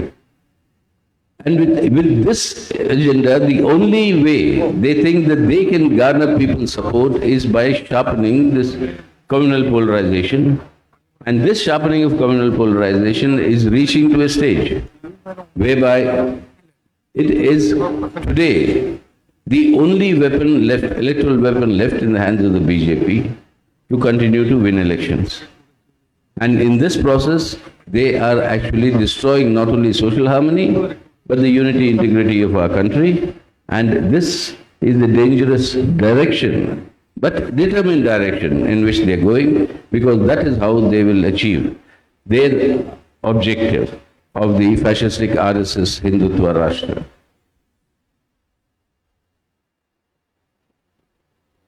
American സാമ്രാജ്യത്വം എങ്ങനെയാണോ സാമ്പത്തിക പ്രതിസന്ധി ഘട്ടത്തിൽ ജനങ്ങളുടെ അടിസ്ഥാന പ്രശ്നങ്ങൾ അഭിസംബോധന ചെയ്യാതിരിക്കുന്നത്, അതേ രൂപത്തിൽ തന്നെയാണ് ഇന്ത്യൻ ഭരണകൂടം പ്രവർത്തിക്കുന്നത്. BJP സർക്കാർ ജനങ്ങളുടെ അടിസ്ഥാന പ്രശ്നങ്ങൾ അഭിസംബോധന ചെയ്യാനോ ജനങ്ങൾക്ക് ആശ്വാസം നൽകുന്ന നടപടികൾക്ക് നേതൃത്വം നൽകാനോ തയ്യാറാകുമില്ല. അതിന് പകരം ഫാസിസ്റ്റ് RSS നേതൃത്വം നൽകുന്ന ഹിന്ദുത്വ അജണ്ട നടപ്പിലാക്കുന്നതിനാണ് ശ്രമിക്കുന്നത്. തെരഞ്ഞെടുപ്പ് ഘട്ടത്തിലെ പ്രസംഗങ്ങളിൽ ഇത് പ്രകടമാണ്. വർഗീയ ധ്രുവീകരണം ശക്തിപ്പെടുത്താൻ ശ്രമിക്കുന്നു. ഇപ്പോഴുള്ള ഹിജാർ പ്രശ്നം ഉൾപ്പെടെയുള്ള കർണാടകയിലെ സംഭവ വികാസങ്ങളെല്ലാം നിരന്തരം സജീവമായി നിലനിർത്താനും വർഗീയ ധ്രുവീകരണത്തിന്റെ ആയുധങ്ങളാക്കി മാറ്റാനും ശ്രമിക്കുന്നു. പ്രധാനമന്ത്രിയുടെ തെരഞ്ഞെടുപ്പ് സന്ദർഭത്തിലുള്ള എല്ലാ പ്രസംഗങ്ങളും വർഗീയ ധ്രുവീകരണം ശക്തിപ്പെടുത്തുക എന്ന ലക്ഷ്യം മാത്രം മുന്നോട്ട് വെച്ചുള്ളതാണ്. ജനങ്ങളുടെ പിന്തുണ ഈ വർഗീയ ധ്രുവീകരണ പ്രക്രിയയിലൂടെ നേടിയെടുക്കാൻ നിലനിർത്താൻ കഴിയുമെന്നാണ് അവർ കരുതുന്നത്. എന്നാൽ അതൊരു ഘട്ടത്തിൽ എത്തിയിരിക്കുന്നു എന്നതാണ് യാഥാർത്ഥ്യം. BJPക്ക് ഈ രൂപത്തിൽ മാത്രമാണ് തങ്ങളുടെ പിന്തുണ നിലനിർത്താൻ കഴിയൂ എന്ന അവസ്ഥ എത്തിയിരിക്കുന്നു. ഇത് രാജ്യത്തിന്റെ ഐക്യത്തെ ദുർബലപ്പെടുത്തുന്നു, ഈ രാജ്യത്തിന്റെ സ്വാതന്ത്ര്യത്തെ അപകടപ്പെടുത്തുന്നു, സാമൂഹ്യമായിട്ടുള്ള അവസ്ഥകളെയെല്ലാം അട്ടിമറിക്കുന്ന രീതിയിലേക്ക് എത്തുന്നു. RSSന്റെ ഹിന്ദുത്വ രാഷ്ട്ര നിർമ്മാണത്തിനുള്ള പ്രവർത്തനങ്ങൾ മാത്രമായി ഈ സർക്കാർ കേന്ദ്രീകരിക്കുന്നു.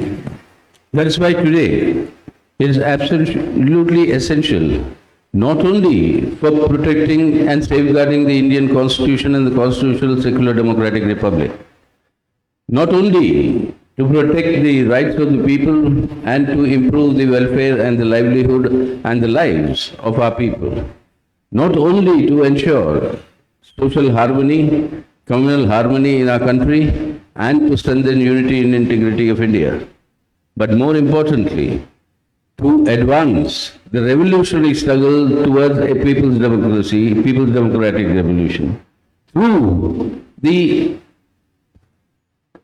taking forward the strengthening of the left and democratic forces and the alternative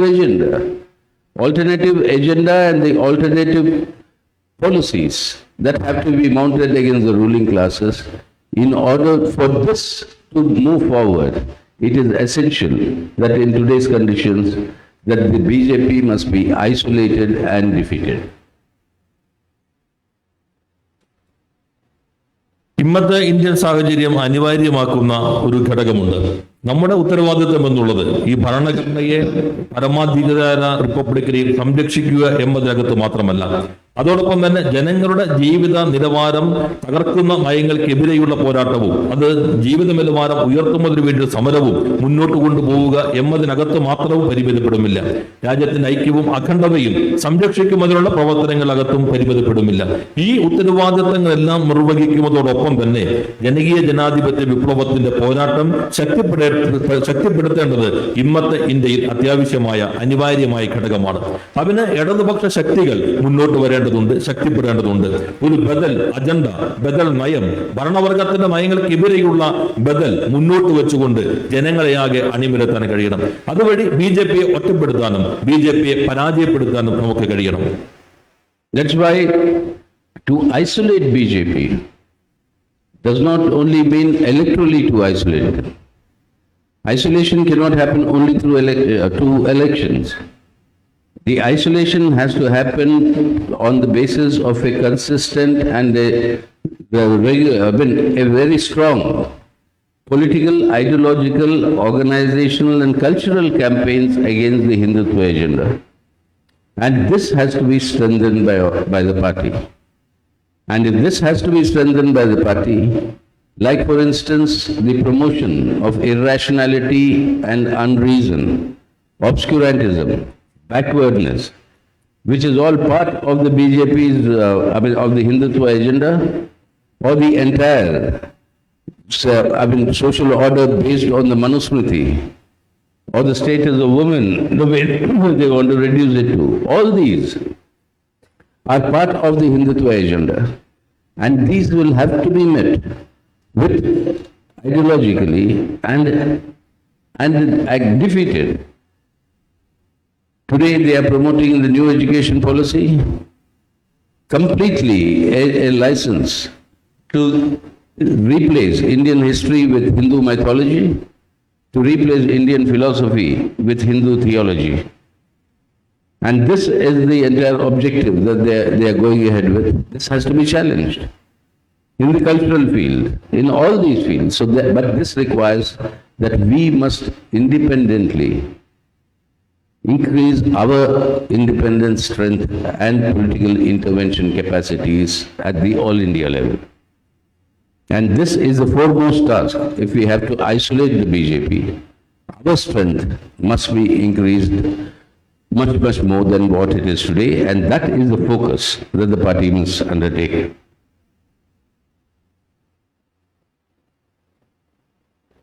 BJPയെ ഒറ്റപ്പെടുത്തുക എന്നത് ഏറ്റവും പ്രധാനപ്പെട്ട ഉത്തരവാദിത്തമാണ്. എന്നാൽ BJPയെ ഒറ്റപ്പെടുത്തുക, പരാജയപ്പെടുത്തുക എന്നുള്ളത് തെരഞ്ഞെടുപ്പിലൂടെ മാത്രം സാധ്യമാകുന്ന ഒന്നാണ് എന്ന് പാർട്ടി കരുതുന്നില്ല. അതിന് സ്ഥിരമായ, ശക്തമായ രാഷ്ട്രീയ, പ്രത്യയശാസ്ത്ര, സംഘടന, പ്രചരണ പ്രവർത്തനങ്ങൾ അനിവാര്യമാണ്. യുക്തിബോധത്തെ ഇല്ലാതാക്കുന്ന, വിവേകത്തെ, ശാസ്ത്രബോധത്തെ ഇല്ലാതാക്കുന്ന BJP നടപടികൾ അതിനെ പ്രതിരോധിക്കാൻ കഴിയണം. ചരിത്ര നിരാസത്തിന്റെ സമീപനങ്ങൾ BJP സ്വീകരിക്കുന്നു. ഈ ഗവൺമെന്റ് അതിനെ പ്രയോഗവൽക്കരിക്കുന്നു.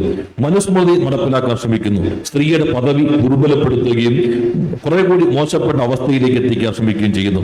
ഇതിനെ നേരിടേണ്ടത് പ്രത്യയശാസ്ത്രപരമായി തന്നെയാണ്. ദേശീയ വിദ്യാഭ്യാസ നയത്തിലൂടെ ചരിത്രത്തെ പൂർണ്ണമായും Hindu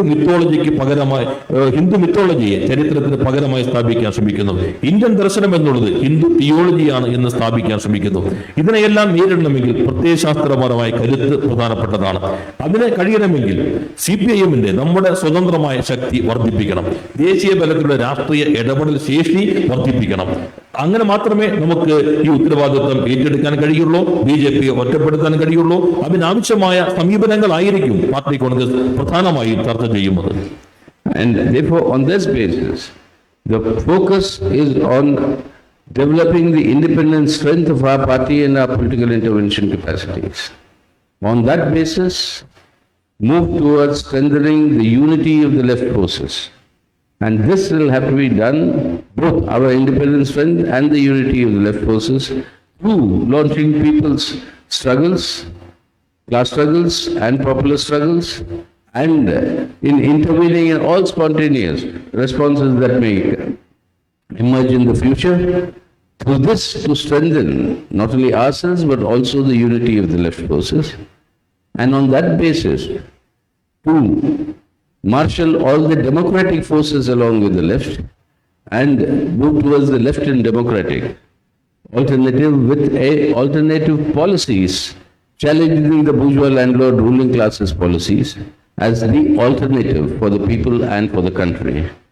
And it is on this basis we'll have to move towards isolating the BJP, strengthening ourselves, and on that basis, with an alternative left and democratic program, to take up the challenge whenever elections comes to defeat the BJP. So isolation and defeating BJP means this.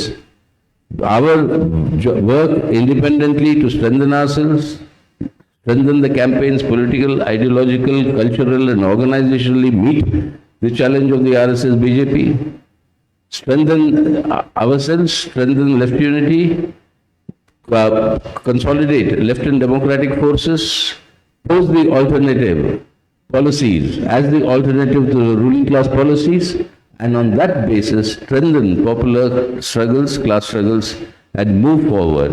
And whenever election comes, to adopt tactics which will maximize the pooling of anti-BJP votes so that we can defeat the BJP. That is the direction in which we will have to move forward.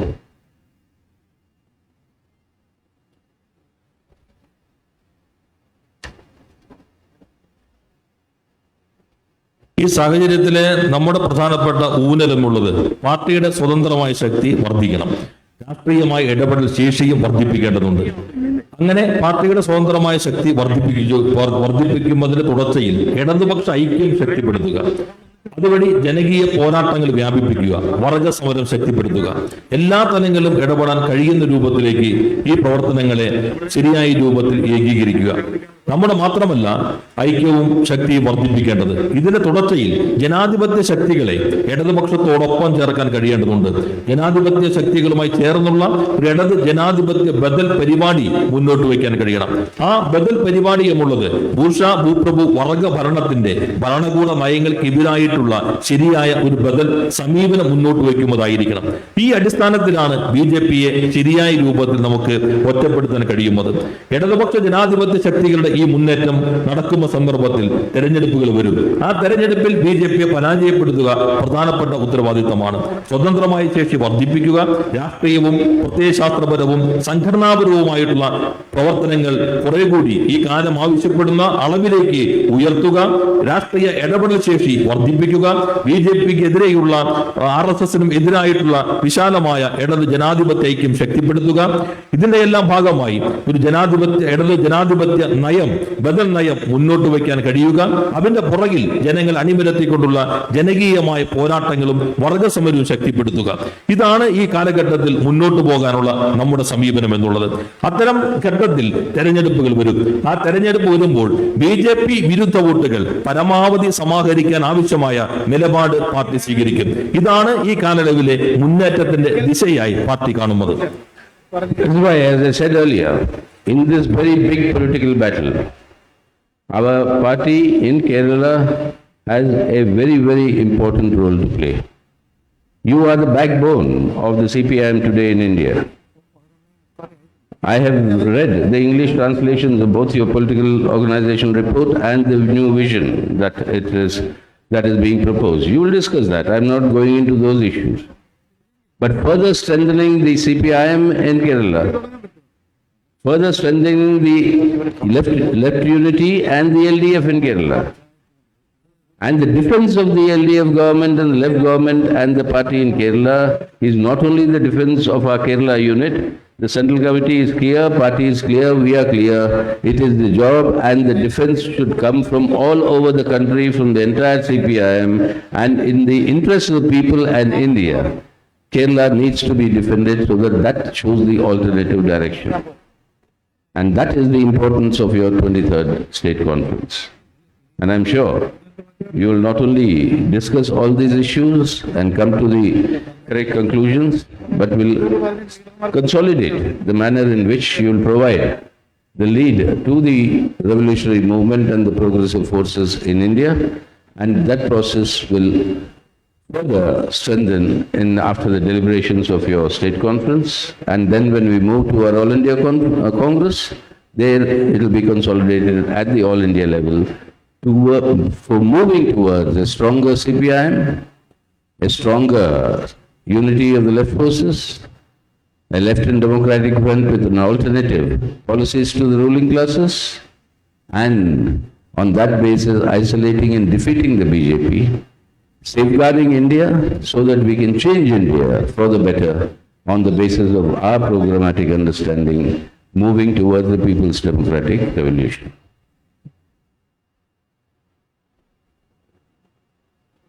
നേരത്തെ ഞാൻ സൂചിപ്പിക്കുകയുണ്ടായി, ഈ രാഷ്ട്രീയ യുദ്ധം എന്നുള്ളത് ഏറെ ഗൗരവമേറിയതാണ്. ആ രാഷ്ട്രീയ യുദ്ധത്തിൽ പ്രധാന സംഭാവന നൽകാൻ കഴിയുന്ന സംസ്ഥാനമാണ് കേരളം. ഇന്നത്തെ ഇന്ത്യയിലെ CPIMന്റെ നട്ടെല്ല് കേരളത്തിലെ പാർട്ടിയാണ്. രാഷ്ട്രീയ പ്രമേയത്തിന്റെ കരട് രാഷ്ട്രീയ പ്രമേയത്തിന്റെ പരിഭാഷ നിങ്ങൾക്ക് ലഭ്യമായിട്ടുണ്ടാകും. നിങ്ങളത് ചർച്ച ചെയ്യുകയും ഈ നയ രൂപീകരണത്തിൽ ഇന്ത്യയിലെ പാർട്ടിക്ക് ആവശ്യമായ സംഭാവന നൽകുകയും ചെയ്യും. ഈ ചർച്ചകൾ വഴി കേരളത്തിലെ പാർട്ടി CPIM കുറെ കൂടി ശക്തമുള്ളതായി മാറും. കേരളത്തിലെ ഇടതുപക്ഷ ഐക്യം ശക്തിപ്പെടും. LDF കുറെ കൂടി ഈ ചർച്ചകളിലൂടെ, ഈ സമ്മേളനത്തിൽ നടക്കുന്ന ചർച്ചകളിലൂടെ ശക്തിപ്പെടും എന്ന് ഞാൻ പ്രതീക്ഷിക്കുന്നു. ഈ പ്രതിരോധം എന്നുള്ളത് കേരളത്തിന്റെ മാത്രമല്ല, കേരളത്തിന്റെ പ്രതിരോധം ഇന്ത്യക്കുള്ള പ്രതിരോധത്തിന്റെ ഭാഗമാണ്. രാജ്യവ്യാപകമായി ജനങ്ങളെ മുന്നോട്ട് കൊണ്ടുപോകുന്നതിനുള്ള പ്രതിരോധമാണ് കേരളം മുന്നോട്ട് വയ്ക്കുന്നത്. അത് സംസ്ഥാന സമ്മേളനത്തിന്റെ ചർച്ചകളിലൂടെ കുറെ കൂടി ശക്തിപ്പെടുത്തി മുന്നോട്ട് കൊണ്ടുപോകാൻ നിങ്ങൾ കഴിയും എന്ന് ഞാൻ പ്രതീക്ഷിക്കുന്നു. നിങ്ങളുടെ ചർച്ചകൾ സംഘടനാപരമായ കരുത്ത് മുന്നോട്ട് കൊണ്ടുപോകുന്ന ആവശ്യമാകുന്നതോടൊപ്പം തന്നെ വിപ്ലവ മുന്നേറ്റത്തെ, ജനകീയ മുന്നേറ്റത്തിന് സഹായകരമാകുന്ന തലത്തിലേക്കും ഉയരുമെന്ന് ഞാൻ പ്രതീക്ഷിക്കുന്നു. അത് CPIMനെ കൂടുതൽ ശക്തിപ്പെടുത്താൻ, അതോടൊപ്പം തന്നെ കുറെ കൂടി ശക്തമായ അവസ്ഥയിലേക്ക് നമ്മൾ LDFനെ കൊണ്ടുവരുന്നതിന് സഹായിക്കുമെന്ന് പ്രതീക്ഷിക്കുന്നു. ഇതിന്റെ തുടർച്ചയിൽ പാർട്ടി കോൺഗ്രസ് വരികയാണ്. അത് ഇന്ത്യയിൽ CPIMനെ കുറെ കൂടി ശക്തിപ്പെടുത്താനും ഇടതുപക്ഷ ഐക്യത്തെ ശക്തിപ്പെടുത്താനും ഭരണകൂട നയങ്ങൾക്കെതിരെയുള്ള ബദൽ നയങ്ങൾ മുന്നോട്ട് വയ്ക്കുന്നതിനും BJP ഒറ്റപ്പെടുത്തുന്നതിനും പരാജയപ്പെടുത്തുന്നതിനും സഹായകരമായിട്ടുള്ള ചർച്ചകളുടെ വേദിയായി മാറും എന്ന് പ്രതീക്ഷിക്കുന്നു. So with the confidence that in the next 3 days, you will discuss that way both these documents and come to the right decisions and strengthen the party in Kerala and therefore in India. And we'll all move towards achieving the objective of defending secular democratic India today in order to change it for the better in the coming period. With these words, I formally inaugurate your 23rd State Conference. Lal Salam. ഇന്ത്യയെ രക്ഷിക്കുന്നതിന് വേണ്ടിയും നമ്മുടെ രാജ്യത്തിന്റെ മതനിരപേക്ഷ സംരക്ഷിക്കുന്നതിന് വേണ്ടിയുള്ള പോരാട്ടങ്ങൾ മുന്നോട്ട് കൊണ്ടുപോകും. ഞാൻ ഈ ആത്മവിശ്വാസത്തോടുകൂടി ഇനിയുള്ള ദിവസങ്ങളിൽ 3 ദിവസങ്ങളിൽ നടക്കുന്ന 2 രേഖകളുടെ ചർച്ചകൾ അതിന് സഹായകരമാകുമെന്ന് പ്രതീക്ഷിക്കുന്നു. ആ രൂപത്തിൽ ചർച്ചകളിലൂടെ നിങ്ങൾ അംഗീകരിക്കുന്നത് കൂടുതൽ മുന്നേറ്റത്തിന് കൂടി സഹായകരമാകും. ഈ ലക്ഷ്യമെന്നുള്ളത് മതനിരപേക്ഷ ജനാധിപത്യ ഇന്ത്യയെ സംരക്ഷിക്കാനുള്ള മുന്നോട്ട് കൊണ്ടുപോകുന്ന ലക്ഷ്യമാണ്. ആ ലക്ഷ്യം നിർവഹിക്കുന്നതിൽ ബദൽ സമീപനങ്ങൾ മുന്നോട്ട് വയ്ക്കുന്നതിൽ ഈ സമ്മേളനം സംഭാവന നൽകുമെന്ന പ്രതീക്ഷയോടുകൂടി ഉദ്ഘാടനം ചെയ്തായി അറിയിക്കുന്നു. Thank you, Comrade Rajiv, for patiently translating. We served in one full term in the parliament as leader, deputy leader in the Rajya Sabha. So he's used to my speeches. So therefore he's done a good job and thank you. സഖാക്കളെ, ഉദ്ഘാടന സമ്മേളനം ഇവിടെ സമാപിക്കുകയാണ്. കൃത്യം 12:15 വീണ്ടും സമ്മേളനം ചേരും. സമ്മേളനം ചേരുമ്പോൾ പ്രതിനിധി സഖാക്കൾക്ക് മാത്രമേ സമ്മേളന ഹാളിൽ പ്രവേശനമുണ്ടാകൂ. ഈ